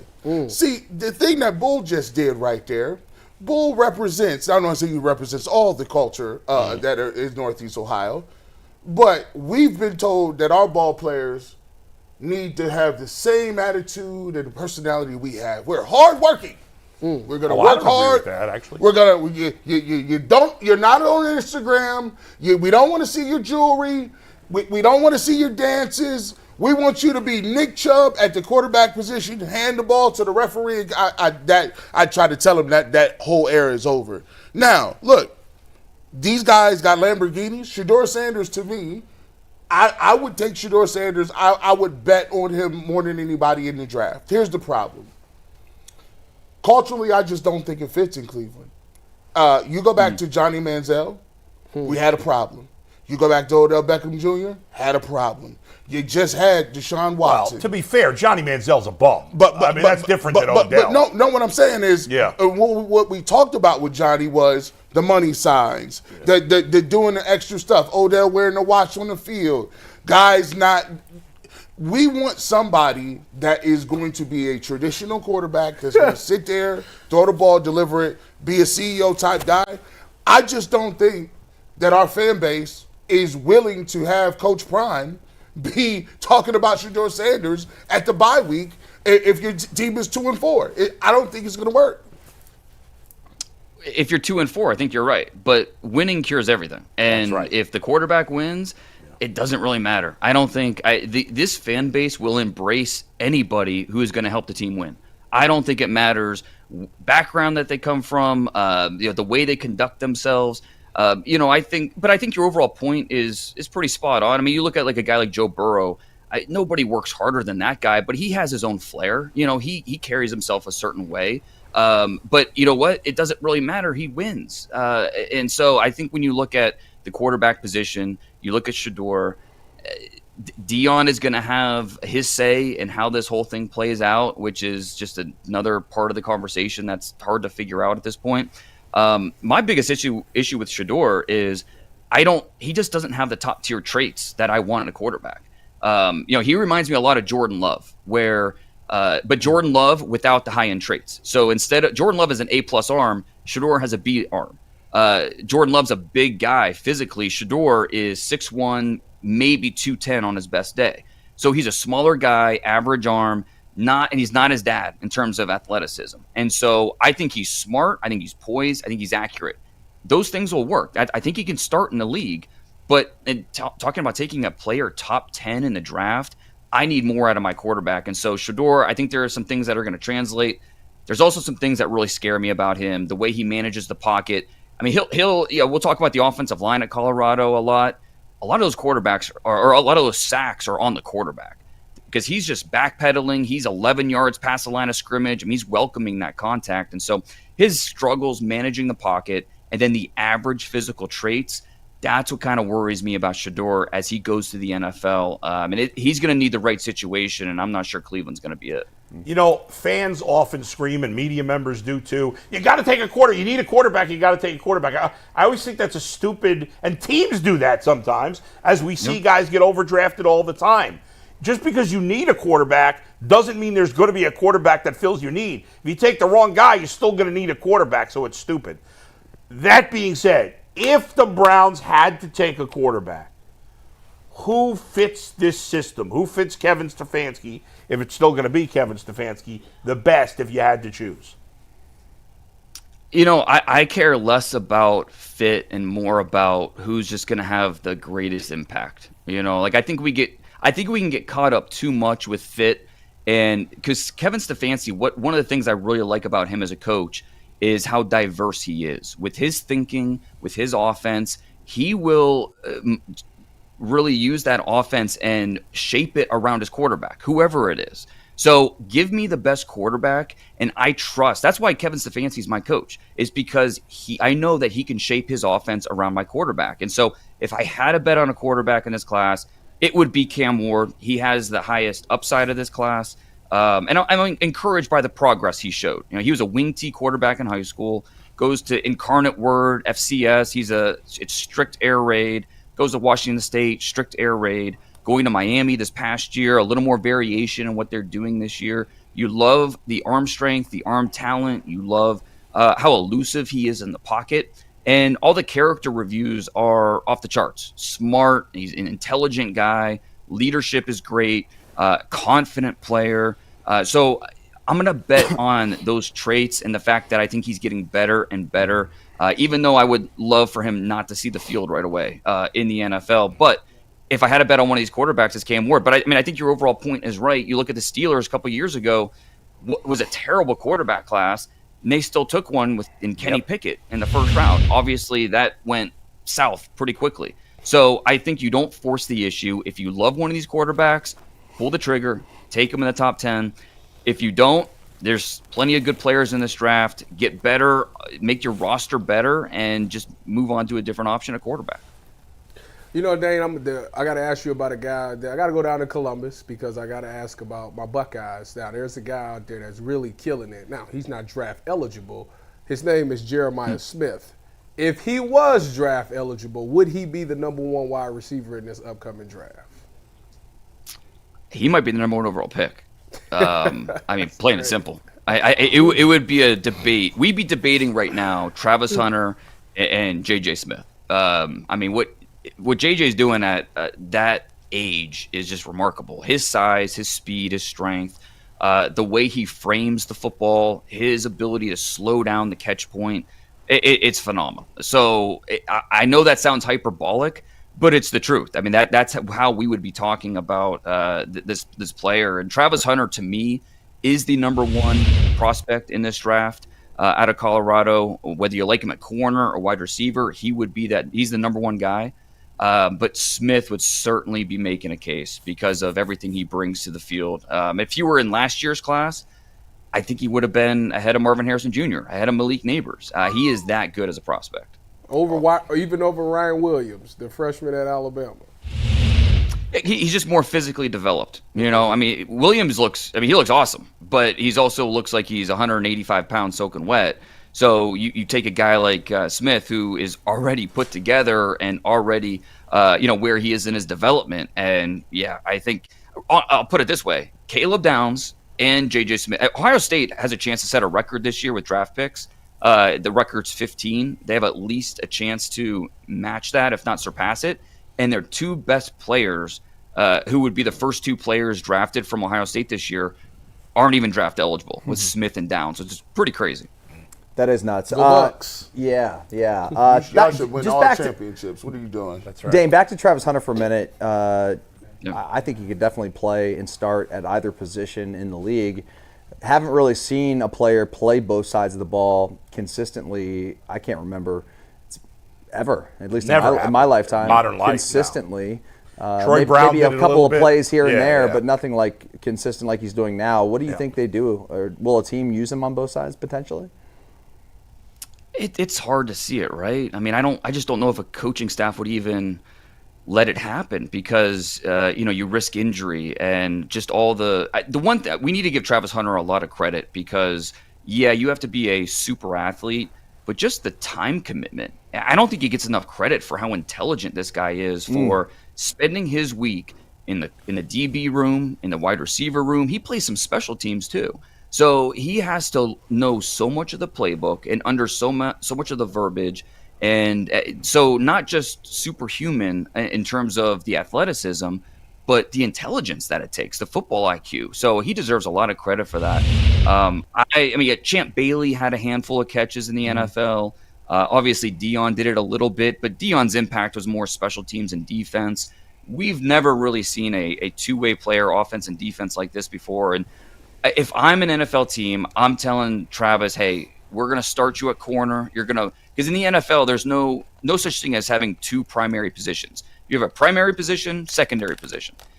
Your primary position is going to be corner. Your secondary position is going to be receiver. We'll try to get you 15 snaps a game maybe at receiver or on offense and see what we can make happen, but we want you to focus on defense.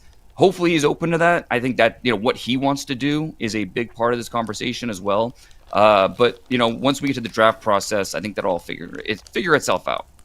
Man, I think, Shohei Ohtani is a case where if you got somebody special, just let him be special. I'll see how it works. If I was him, I would push to do it. I've never seen a kid like that. But I do want to say, look at this from a situation with the Cleveland Browns. This is a little tough because you're looking at the quarterback position right now. You got Jameis Winston who can, I don't know if you're going to be a stopgap. You got a DTR. Obviously, Deshaun Watson is coming off some level of an Achilles tear. You just talked about, the quarterbacks in this draft. If you're the Cleveland Browns, it's not looking like you're going to get a significant upgrade at quarterback. Obviously, if Cam Ward goes first overall, there's a lot of teams that are playing terrible right now. The Browns have to lose a lot more games for them to find themselves in a top 5 position to even take a Shedeur Sanders or a Cam Ward. If you are them, do you look at a Sam Darnold? Do you look at a Justin Fields? Are you looking at a stopgap and try to fill in some of the holes in other places? Because right now, it looks like there ain't no readily easy available upgrade at quarterback. Yeah, and they might not have a choice. If they finish picking 6 overall, are you really going to trade 6 overall and other draft picks to go up to 1 or 2 to get one of these quarterbacks? I highly doubt it. And so if one of these quarterbacks is there at 6 and you love them, you believe in them, okay, roll the dice, see what you got. But I think there's a better chance that this team looks at, okay, hey, let's add another explosive weapon to our offense. Luther Burden, Missouri. Okay, that makes sense. Let's get better on the offensive line. Let's get a Will Campbell from LSU. A guy who can play tackle, can play guard. All right, let's get better on the offensive line. One of these corners, whether it's Will Campbell or Will Johnson from Michigan, Travis Hunter from Colorado, there will be a lot of other options besides quarterback. The Browns are not in an enviable spot right now in terms of figuring out the quarterback spot. And this is the domino effect of the trade and the decision to go with Deshaun Watson. No doubt. Dane, great stuff, great insight. We'll look forward to bringing you back again a couple of times. Unfortunately, we're back to the days of talking Browns draft in November. We thought those days might be gone for a while, but they are back. Thank you, Dane. Keep up the great work. Anytime. Thanks, guys. All right. We'll bring in Bernie Kosar in just a little bit, but first we go to Mike. Yeah, we're going to do one Cavs segment, then we're going to bring in Bernie. Dane's as good as it gets. Make sure you check him out on Twitter and read his stuff on The Athletic. We're going to get back to the Cavs after a quick reminder that Prize Picks is America's #1 daily fantasy sports app with over 5 million active members. Prize Picks is the easiest and most exciting way to play daily fantasy sports. Unlike on other apps, it's just you against the numbers with Prize Picks. All you do is pick more or less on 2 to 6 player stat projections and watch the winnings roll in. Prize Picks puts its members first, so all withdrawals are fast, safe, and secure when your picks hit. You get your money back in as quick as 15 minutes. Download the Prize Picks app today. Use promo code LOCKEDONNFL and get $50 instantly when you play $5. That's code LOCKEDONNFL on Prize Picks to get $50 instantly when you play $5. You don't even have to win to receive the bonus. It is guaranteed. Prize Picks, run your game when you want. So, Bull, you alluded to it a little earlier, but late in the game, Donovan Mitchell was in search of his first career triple-double, and he drove to the lane with about 90 seconds left, had an open dunk, and then kicked it out to Evan Mobley, who was not expecting the pass whatsoever in the corner. And afterwards... It led to a turnover. Yeah. And then Philadelphia went down and hit a 3, and the game got closer. He could have essentially put the dagger into Philadelphia's heart. Instead, he decided to pass it out to try and chase a triple-double, and then he apologized afterward. This was Donovan Mitchell talking to Serena Winters on the FanDuel Sports app or network about that decision, and I want your guys' opinion on what this says about Donovan's leadership qualities and capabilities. I ask you, it seemed like you knew that you were on triple-double watch. I can tell by your smile right there. Cavs fans, I'm sorry. I should have put the game away early. That was a selfish moment, I ain't gonna lie. That's on me. I haven't had one in my career.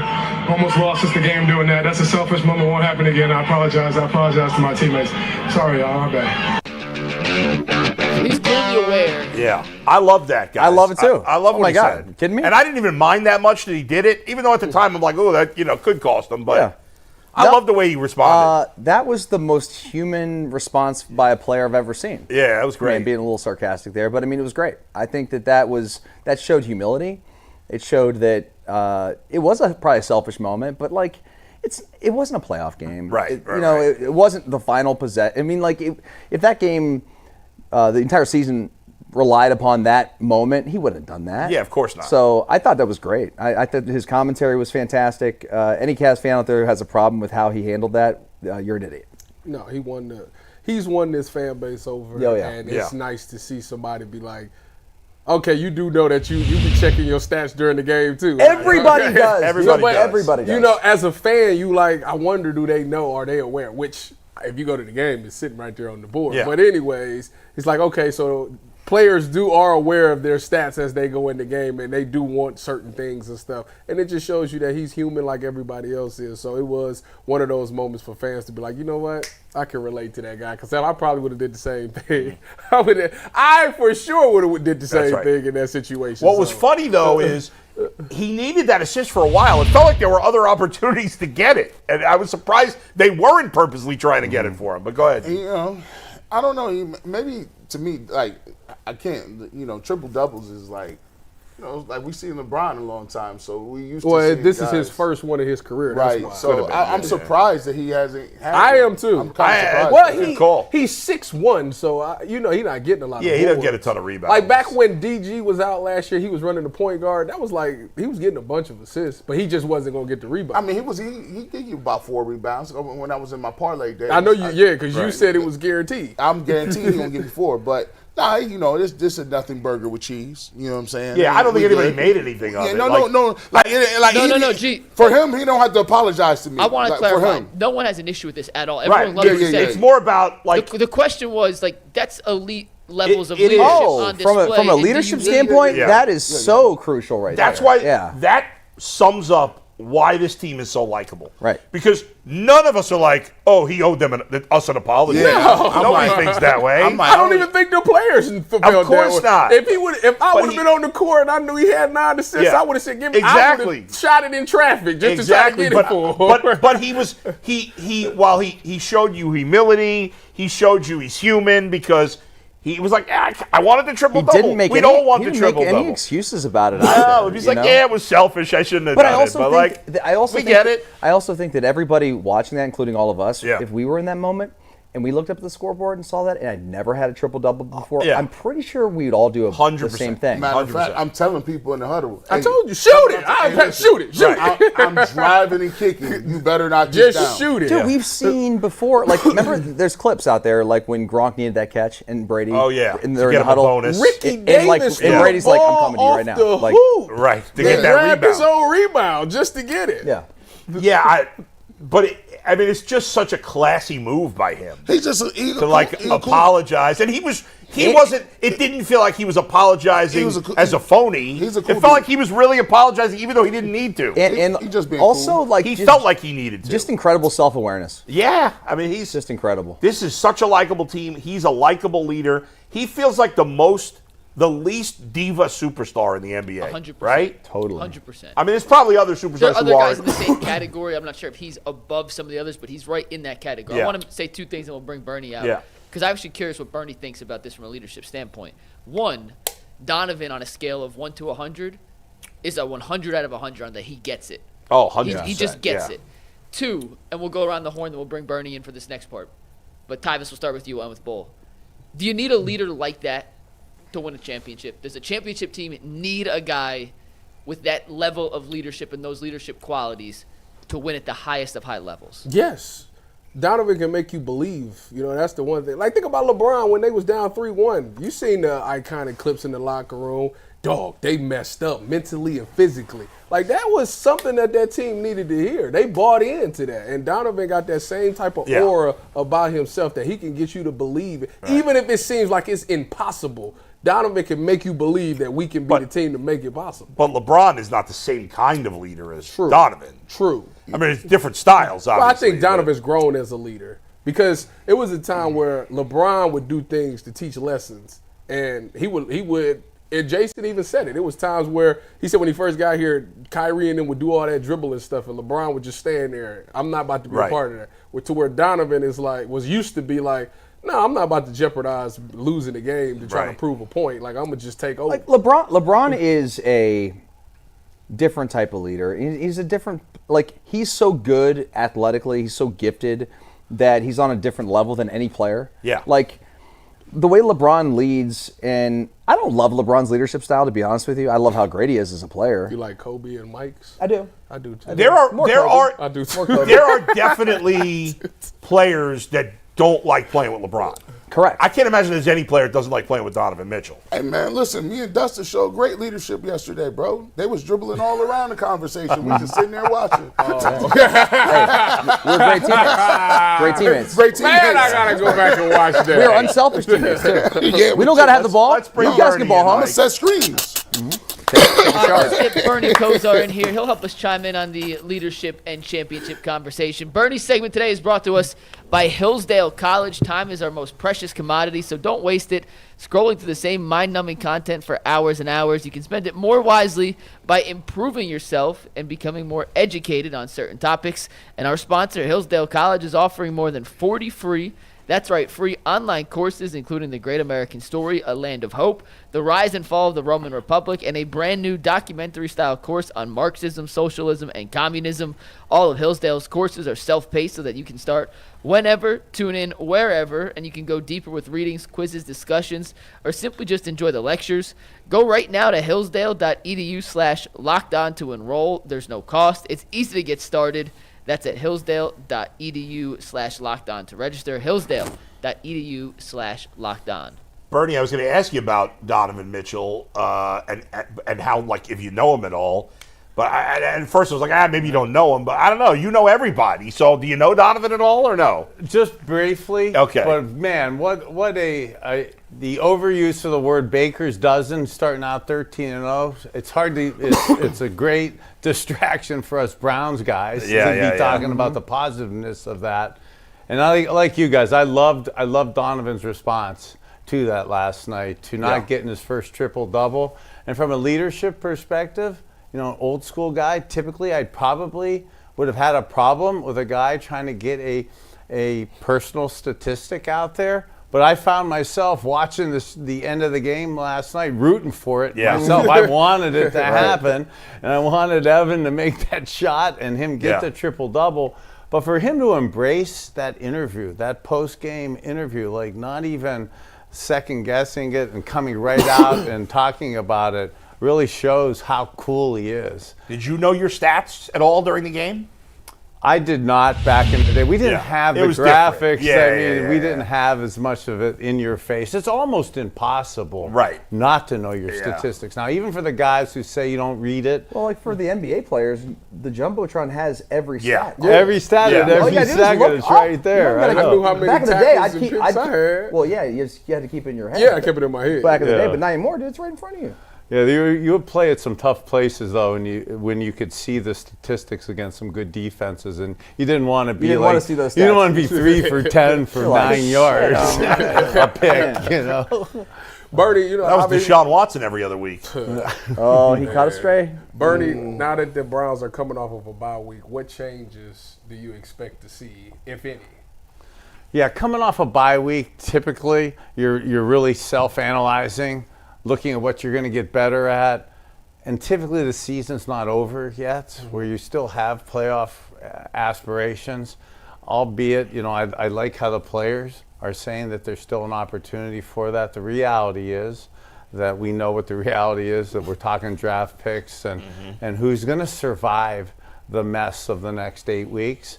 And that's so I hope coming off the bye week, if anything we learned from the Ravens win was that this not having the personality and trying to be all things to all people and all masters to the offense of a running game, a play action game, a spread game, a 2-minute game, no backs in the backfield, 5-man protection.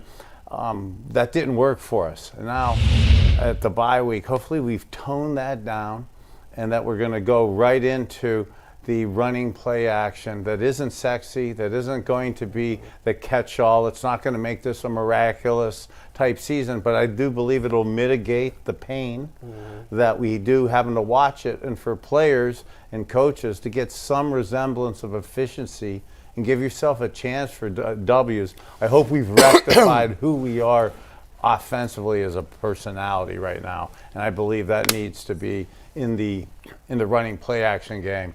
And as a health and wellness guy who spent the bye week trying to get healthier and wellness better, you two guys are killing me with what you're drinking over there. Between the rock star and that, I try so hard with you guys. And I usually have my. They're out of control, guys. This isn't, and I'm doing some of my breathing exercises. Little Starbucks action. Oh my God! Like come on, Bernie, get these guys together. Impale me with a butter knife watching that. Please, guys. It's my vice, man. No, I mean I got the pea protein raw coffee powder for all of you guys. Let's go. Bring me that powder. I'm on it. Bernie, what was your thoughts of the Jed Wills business decision comments? So I like Jed Wills, and I can't believe he said it. I can't believe he meant it. And I watched the framework of how he said it at the locker room, and like maybe sometimes I would want to talk to my kids and say, what the hell did you just say? Do you actually know what you just said? And they didn't really understand it. I don't really believe that he is making it because he could play, but it was a business decision that he didn't play. Yeah. Like I want to jump on that. And when you're 2-7 and you're grumpy and you're not responsible for the pain of this stuff, I'd love to sit here and just throw him under the bus for this. But knowing him and watching that environment and just seeing how sometimes you got to always answer stuff, I could just see him saying that because he wasn't going to play. Because I believe if he could have played and he was able to play, he wouldn't have. He would have played. I don't believe he would have made that type of statement. And of course, he wants that stuff back. Just like Anthony Richardson. Like I want to throw up when I see this stuff. I can't believe he's back starting again. Yeah. To me, that's way worse what Anthony Richardson said. Tapping out like that? Yeah. He was tired. Yeah, you're a quarterback. You can't be tired. I believe, You know, when you're young like this, you got to have more awareness in that situation. If you're Richardson, like you got to call timeout or something. Yeah, go up to the sidelines. No, you fall down and say you got a cramp or whatever. That's what you do. You're not telling anybody you're tired. Because you know what that does. Not only are you gonna get a breather, everybody else is gonna get a good. For sure. 2-3 minute breather. The water people gonna come out like, whew, thank you for that. Dude, sometimes you got to find ways to give yourself that blow, like out there on the field, man. And yeah, anyway, that's my thoughts on that. Yeah, but you know, like, and even for that though, like, not to put the Jed Wills and the Anthony Richardson thing together. Jed doesn't need any more of the pain of us bridging them together. But just like I believe. We're not as versed in sitting on the radio, sitting on TV, looking in the camera, making statements. Heck, we screw up. I screw up at 60 years old. I'm for sure that I make mistakes in my early 20s. We just didn't have all of this stuff. Anthony Richardson didn't play a lot of games in college. He hasn't played a lot of games here. He's still a young kid. I know we say he's a professional. I think the kid's 23, 24 years old, if that. Like, I don't believe they even know they're not supposed to do that. And that is scary. I don't want to turn my team, my organization, over to a guy that doesn't even know cues don't tap out. We'd rather die on the 31-yard line than tap outs. Because I got to go talk to you guys. I got to live with you. I got to ask you to do things physically that you don't want to do. By the way, Bernie, he's only 22. Wow. Yeah. 22. So when like he said that, I was like, Yeah. is he that young? 20? Like, I thought 24 would be young. 20. He was born in 2002. Man. God bless America. He's not even going to turn 23 till next May. Bernie, we look at, I've been looking at during the bye week, they do their self-evaluation stuff. And there's a lot of times during the season we hear the Browns front office brass say, we like our receiving room, or we like our line, we like Our quarterback room. we like our quarterback room. They like everything. Like they just like a lot of stuff. So if you like that, they like 2 and 7. As we go back and reflect, I just don't see a lot of explosiveness on the offense. And I don't know if they're marrying. I don't know where they want to go with it. Like if they really want to be a just drop back, throw it down the field team, they're going to have to get receivers for that. But I don't even think if they want to be a just ground and pound team, I think they have to replenish the offensive line as well. So for me, where do you see the talent level on this team? Do you think they need a large infusion of talent this upcoming year, or do you believe it's a couple of tweaks that can get them back to where they want to go? Well, first, just like we were saying on the bye week, to who we are this week and who are we going to be personality-wise and offense-wise, and actually how we call the plays, I think needs to be more settled so that it isn't spread and all the throwing that's kind of put ourselves in these tough situations, game-wise in that. And I want to sit here and say we need it just tweaked, and the answer's in the room. But when you're 2 and 7, the answer's not in the room probably, and changes tend to happen in the NFL. Even in great situations, you're turning over 30-some% of your team every year. So in bad situations, and not to be a wannabe psychologist on top of a wannabe doctor here, but human nature is to want to change and stuff. And when you're losing, there's going to be more change and stuff coming. So nobody's safe right now. Nobody, as players, coaches, front office, nobody's safe, and nobody should be safe. And if you feel like you're safe at 2 and 7, you're probably not the person I for sure want in my organization going forward, because you're not going to dig me out of it. You're not digging us out of it if you're content and I feel like, oh no, G. Bush is the problem. Okay, Kosar's okay. Wait, no, it don't work like that in the locker room and in the organizations. We all suck together. Bernie, I wanted to ask you, look, there's not much positive about this team right now, but at the moment, I'm feeling pretty good about Cedric Tillman. If you look at the last 3 games he's played, he's averaged over the last 3 games 7 catches, 85 yards, and a touchdown. If you extrapolate that over a whole season, that's a Pro Bowl. Forget Pro Bowl. That's an all-pro season. Now, it's not fair to do that because it's only been 3 games. However, it's the most promise we've seen from a rookie, not a rookie, but a recently drafted wide receiver in forever. Are you buying what he's been doing the last 3 weeks? So, Bull, absolutely must be rubbing off on you. Let's and go. Your positivity, because like 3 or 4 weeks ago, you and me on the forum here, we were grasping at straws of positivity to come in and sit down here, and all the straws were falling from our pockets. We couldn't find anything positive. And we talked about 3 or 4 weeks ago that, albeit it's easy now to agree with you on the Cedric Tillman stuff, 4 weeks ago we were saying what could be positive, and albeit we said Cedric Tillman really looks like somebody now with the Amari Cooper who's going to get the opportunity. And yes, the vision in our head was the drop pass at the end of the game earlier in the year that cost us a chance of winning the game. So it would have been easy to crucify him then, but he'd been working on his hands as a body catch person last year and in Tennessee. I noticed at the end of the year with Chad O'Shea, our good wide receiver coach, that he was working on using his hands, and he's absolutely progressed with that. And albeit, a bad drop to cost us possibly a game early in the year, he's for sure raised his level of play, and one of the few guys that's taken advantage of this opportunity to show that he's part of the solution, not part of the problem. Bernie, it's a lot of things that's going into this game that people aren't really talking about. You got Jameis going back to the Saints, and I want to ask you, does that hold weight about playing a former team? And on top of that, you got Kevin Stefanski versus his old defensive coordinator, Joe Woods. Does that also play a part in this game? Yeah, so we're gonna say no, it's professional. It doesn't. Hell yeah, it does. Yes, it does. And that's where people look at. I believe we're gonna have.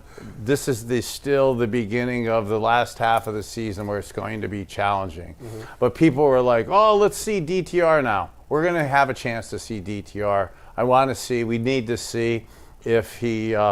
Where he fits as a possible starter, as a possible backup type stuff, but we have time for that. I would think it would be I love what Coach Stefanski, the organization, is doing this week by letting Jameis have the opportunity to start back there. It would have been really, I think, crushing, personally and professionally, to say, I'm going back to New Orleans. Oh, and by the way, you're not starting. Yeah. So I do love that's happening just for him personally. And it does, I believe, give our team the best chance against another challenged over the cap losing team that's not going to the playoffs either. It gives us the best chance to win from that perspective of it. And then from Coach Stefanski, the coaches are great about saying they don't care, but come on, we're boys, man. Like, come on. I mean, I want to throw against you. Yeah. I mean, we're friends. I mean, you're going to go play against them, and you've practiced against them, and you did those OTAs and mini camps where you're faking like it's live and it's competition.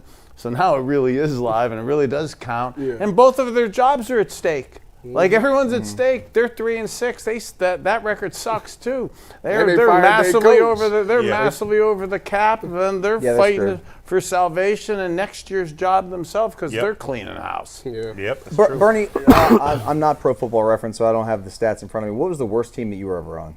Just out of curiosity. So we went to the AFC Championship game for the third time against Elway in '89, and then started off the next year with Bud Carson. Won a couple games, but then it spiraled into a death march. So did you have a point where you were 2-7 or whatever, something like that? Yeah, like 3-7. Right. So okay. So let's say you're on the let's say that was 2-7, right? That team, and you're in the middle of the year.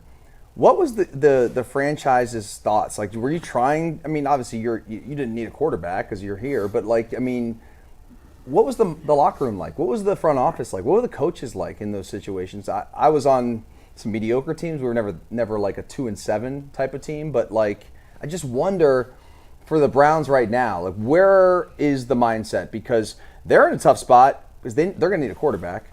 Which means you want to lose games. Like, as fans, you want them to have the number one pick. But as players, you want to win. As coaches, they may be coaching for their job. It's just like a really tough spot to be in. So what do you do? Yeah, it's a tough one because really, in good situations, I believe you're always playing for your job, whether it's players, coaches, and front office. And in good organizations, winning organizations, the ones I've been in, that actually won, everybody was always playing for their jobs in good times. Okay, so in bad times, which these are, you for sure are playing for your jobs. And a lot of the coaches and front office people that in that one time of my 12 years that we had a dismal second half of the year where it was not playoffs and you knew that it was draft position, it was sad to watch. The people above you, not just players. We'd blame the players and say the players were thinking about where they're going on vacation after the season. Cancun on 3? But yeah, but it was as much the coaches in front office. I wasn't as sympathetic to it back then, but now as an old man with family and stuff, seeing that, your kids and the uncertainty and those guys not knowing where they're going to be, it's natural. They start thinking about it too, and it's happening in New Orleans as much as it's got to be happening here. Heck, we changed our staffs last year after going to the playoffs with 5 quarterbacks. Speaking of quarterbacks, we'd be amiss not to get your thoughts. We had Dane Brugler on. He talked about Cam Ward. I think Cam Ward has played tremendous this year. I think he has some special characteristics. You being a guy, Miami alum, What do you think about Cam Ward and his draft potential? Well, as I'm messing with you guys on the health and wellness, I'm doing my essential oils inhalers that I was just talking to my University of Miami guys about. And as opposed to in the old days when us UM quarterbacks would have ammonia smelling salts in our pockets. Oh, yeah, man. So when we got knocked out, you would smell ammonia before the doctors came out and the trainer to give you the concussion test. It was always the fingers, 1, 2, 3, which I know we've gone over on the show. So I've been on this fixation at University of Miami. I'm a trustee, and we work at the medical school a lot, of all the bad things that they used to do to us, or we used to do to ourselves at the NFL level, putting in good things. So at UM, instead of doing smelling salts, one of the things we're talking about is our essential oils that I'm coming out with. Nice. So breathing in frankincense and tea tree and menthol, it's something for your sinuses and for creating endorphins in our midbrain for that. So talking to some of our QBs, because we have those issues, and figuring out healthy ways to do it. But to get a Cam Ward, you're a hell of a salesman, Bern. No, it's how I'm able to do this. No, you're just you're really good at weaving stuff in. I like that. Oh, thank you. Smooth. Well, Smooth. I got the pack here for you. I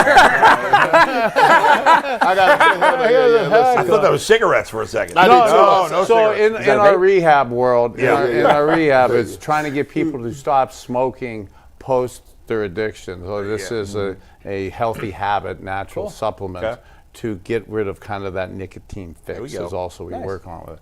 But working on with Cam and some of the guys is, I love them, and not just because it's to you, and not because we work on our wellness stuff together. And even if he didn't go to the University of Miami, what Cam Ward and Shedeur Sanders bring to the table, bring a lot to the table quarterback-wise.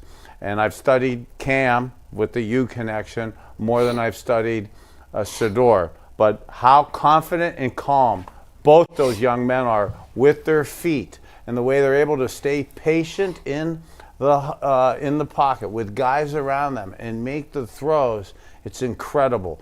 So to see that now at this level, and the arm angles with the athleticism, I really believe these guys can make the next step. And what I really am, we're watching, we talk about this personality offense that hopefully we're rectifying with this bye week. I look at Caleb Williams, and I'm not trying to jump on the Bears and their organization. And I love Shane Waldron, their coordinator from USC, who just got whacked yesterday. Yep. But you can't put those guys in that situation. Right. Okay, a young quarterback, we are victims or beneficiaries of the people around us. And Shane is a good coach, but you can't run that crap you ran at USC, okay, in the NFL. And the quarterback's got to wing it and throw the ball on time. It's got to come out. We don't get to survey the field. You don't get 7 seconds to throw it. And when you do run around, it's a byproduct of the play, and it happens a few times a game, not a half dozen times a quarter, okay? And when you expect your young 22-year-old quarterbacks to keep doing that, that's the crap you get on film. So you start building that. So now, Cam, if you get him in that Stefanski system of last year, okay, and I know Dion may not like Shedeur being in that type system from last year's system, but that'll bridge those guys so that when they are ready to do spread, scat, 5-man, all the protection and pressure is on you. You're more able to handle it, as opposed to bang, Caleb Williams at 22, 23, getting all spread and having to throw right now. I think Cam Ward's going to do awesome at that at the next level. So you saying for the clips, you saying if the Browns have a top 10 pick, you would not have a problem with drafting either Shedeur Sanders or Cam Ward? If the Browns have a top 10 pick, Shedeur Sanders and Cam Ward will not be available after 2. Okay? Okay? Those dogs can hunt. All right, and so you got to really look. You got to really. So that's what I forget the rest of. That's what I want to hear. That's what I want to talk about. Like, yo, I want to. That's what if we I got to a bank, about. If I got a bank on a kid, and you got to say, okay, bring me somebody who I'm gonna live and die with for a decade. I want one of those two kids. And Cam Ward, Dane Brugler said his intangibles off the field, his leadership off the charts. He's who you want. He's who you want leading your guys, and who you want to bank on putting a big contract and a leadership role behind him. It was like how I felt about Josh Allen. Like people say, "Oh my God, these guys are going to change when you give them $100-200 million." Josh Allen wasn't going to, not him. No. And I believe Cam Ward has. Last thing, Bernie, real quick. Do you think, I don't know how well do you know Dion? I know you played against him, but. They were teammates, right? Were you teammates so, Dion, we passed at Dallas. Yeah, he came after you, right, at Dallas? Dallas was out. He was on the. 95. He was on the 95 Super Bowl team. I was on the 90. You got to really use this. Come on, man. Pure science. So do you think Dion, Dion's going to control to some degree. Is he going to let him play here? So would he let? Look, I'm so old I go back, and I love Marty. God bless, I love you so much. And you're way more right, Coach Schottenheimer, at age 60 than I realized at age 22. Okay? But Peyton, Archie Manning got an attitude towards Marty. And Eli, when he came out in 2001 or so in that draft, and kind of forced that trade with Ernie Accorsi, who was the GM of the Giants, who figured out with my dad the supplemental move with that. So if I was Dion, who I want to talk to anyways and bust his chops, because Dion is the greatest athlete of all of us that we've ever seen. And why? Better than Bo Jackson? Bo Jackson's awesome too. So you put those two up. But Bo, but like Dion, why is Dion type 2 diabetic and having both of his toes amputated? And why I'm messing with you guys on your drinks and stuff is this raw coffee powder and stuff is for type 2 diabetes. So I am on my way to talk to Dion about that from a health stuff. But really, I would want to say what I said to you guys is I would say it to him. To do the development of a young quarterback, to throw him into spread offense right away is, look at Caleb Williams has loaded weapons. And they still can't play. Okay? So you gotta tell them, you gotta help us sometimes from ourselves. I made mistakes we talked about last week or last time I was here. I made mistakes at the end of my career trying to be spread all the time. It was an implosion of hell. Okay? I led to retirement. Okay? For young quarterbacks, okay, it could lead to a terrible career. So it's in their interest. So I would privately have. Got to straighten Dion out. Not even straighten him out. Just have a conversation about it, because you could play 20. Look, you could play 15, 20 years to learn fundamentally your first year or two under a physical presence and play action, and get your check downs in front of you. Look at all those we talk about all the time. Check wides. Okay, that makes you get uneasy feet. That makes you unsettled. Makes you leave the pocket too early.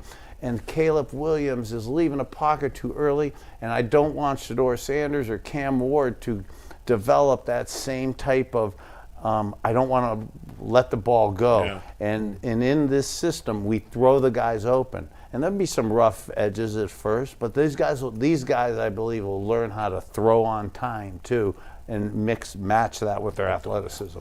Mikey, let's keep Bernie here for super chats before we say goodbye in 3 minutes. Charles T says, "Happy birthday, G. Bush. Tyvis, I went to Bedford with two guys and a girl that went on Jerry Springer. It was 100% staged." Not a surprise. Shout out to Phil Bowman. That's our Bedford thing. Yeah, we go on Jerry Springer. Phil Bowman. Shout out to the Bears. Shout out to Phil Bowman. Is that why you're all styling today, dressed up, man? He's always styling. Every day. That's how we do now. You know Go ahead, Phil Bowman there. Phil Bowman, Ray Smith, and Evan419 each gifted 5 memberships, so shout out to you guys. Shout out to that. Skilly says, "Happy birthday, G. Bush. Happy belated birthday, Dustin." Hey, thank you very much. There it is. Hey, old Harry says, "G. Bush, I like the hat." Thank you. Shout out to Swagnito. Shout out to Swagnito. Cray Drawford says, "G is an expert meat smoker now." Wow. Good night, Cleveland. I like that the guy's name was Craig Drufford also. What did you say? You're a weed smoker? No. He's a meat smoker. Even worse. Crazy. He'd rather than be a weed smoker. I got to figure out something. Yeah, that sounded wild. Got to think of another thing to say. Two more. Ray Smith says, "Happy birthday, G. Bush, Earl, and Dustin. UCSS is the best sports show in Cleveland. Kool-Aid Mafia in the building. Go Cavs. True. Hashtag 82-0 drink." Drink. And last but not least, Pink Bunny ENT says, "Fun fact, the Cavs have the same amount of wins already that the Browns have touchdowns this year." We only got 13 touchdowns on the year. Those are your super chats. Is Pink Bunny the Green Day coffee? It might be. I think it is. Ain't Pink Bunny What happened to G. Bush's bad neck? He didn't send the super chat today? G. Bush's bad neck, no super chat. G. Bush's bad knee, no super chat. G. By the way, Bush's did bad you back, know no that Dustin super Fox chat. and Tyvis Powell are tied for the lead in interceptions by a defensive back on the Browns? With 0. So am I. 0. Yeah. So are you. But at least they played defensive back in the league. You and I did not. Listen, I'm making a comeback. G-New gonna break it this week. I'm calling His name is Greg. You're right. He doesn't deserve it. No, Gregory. Yeah, you're right. You gotta have 2 more picks before Gregory is his name. Bernie, thanks for joining us. We Thanks, appreciate guys. it as always. What do we got going on in overtime? Ohio State is playing at Wrigley this weekend, correct? Yes, sir. Yeah, I'll be there. Yeah. I want to talk about the dimensions and difficulties and advantages and fun and weirdness of playing an playing a college football game at a baseball stadium. Please tell me you have a diagram that you can show on the screen. We'll find. I'll pull it up. Hey, before you let me go, and I'll dip into overtime. One of the Wrigley-Field classic stories of mine is I have no musical skills, but I sang the seventh inning stretch with Chris Chelios and Kid Rock. Dude, how did I miss that? Yeah, Shout out to Chris always Chelios. Kid Rock. See y'all on overtime. What year was that, Bert?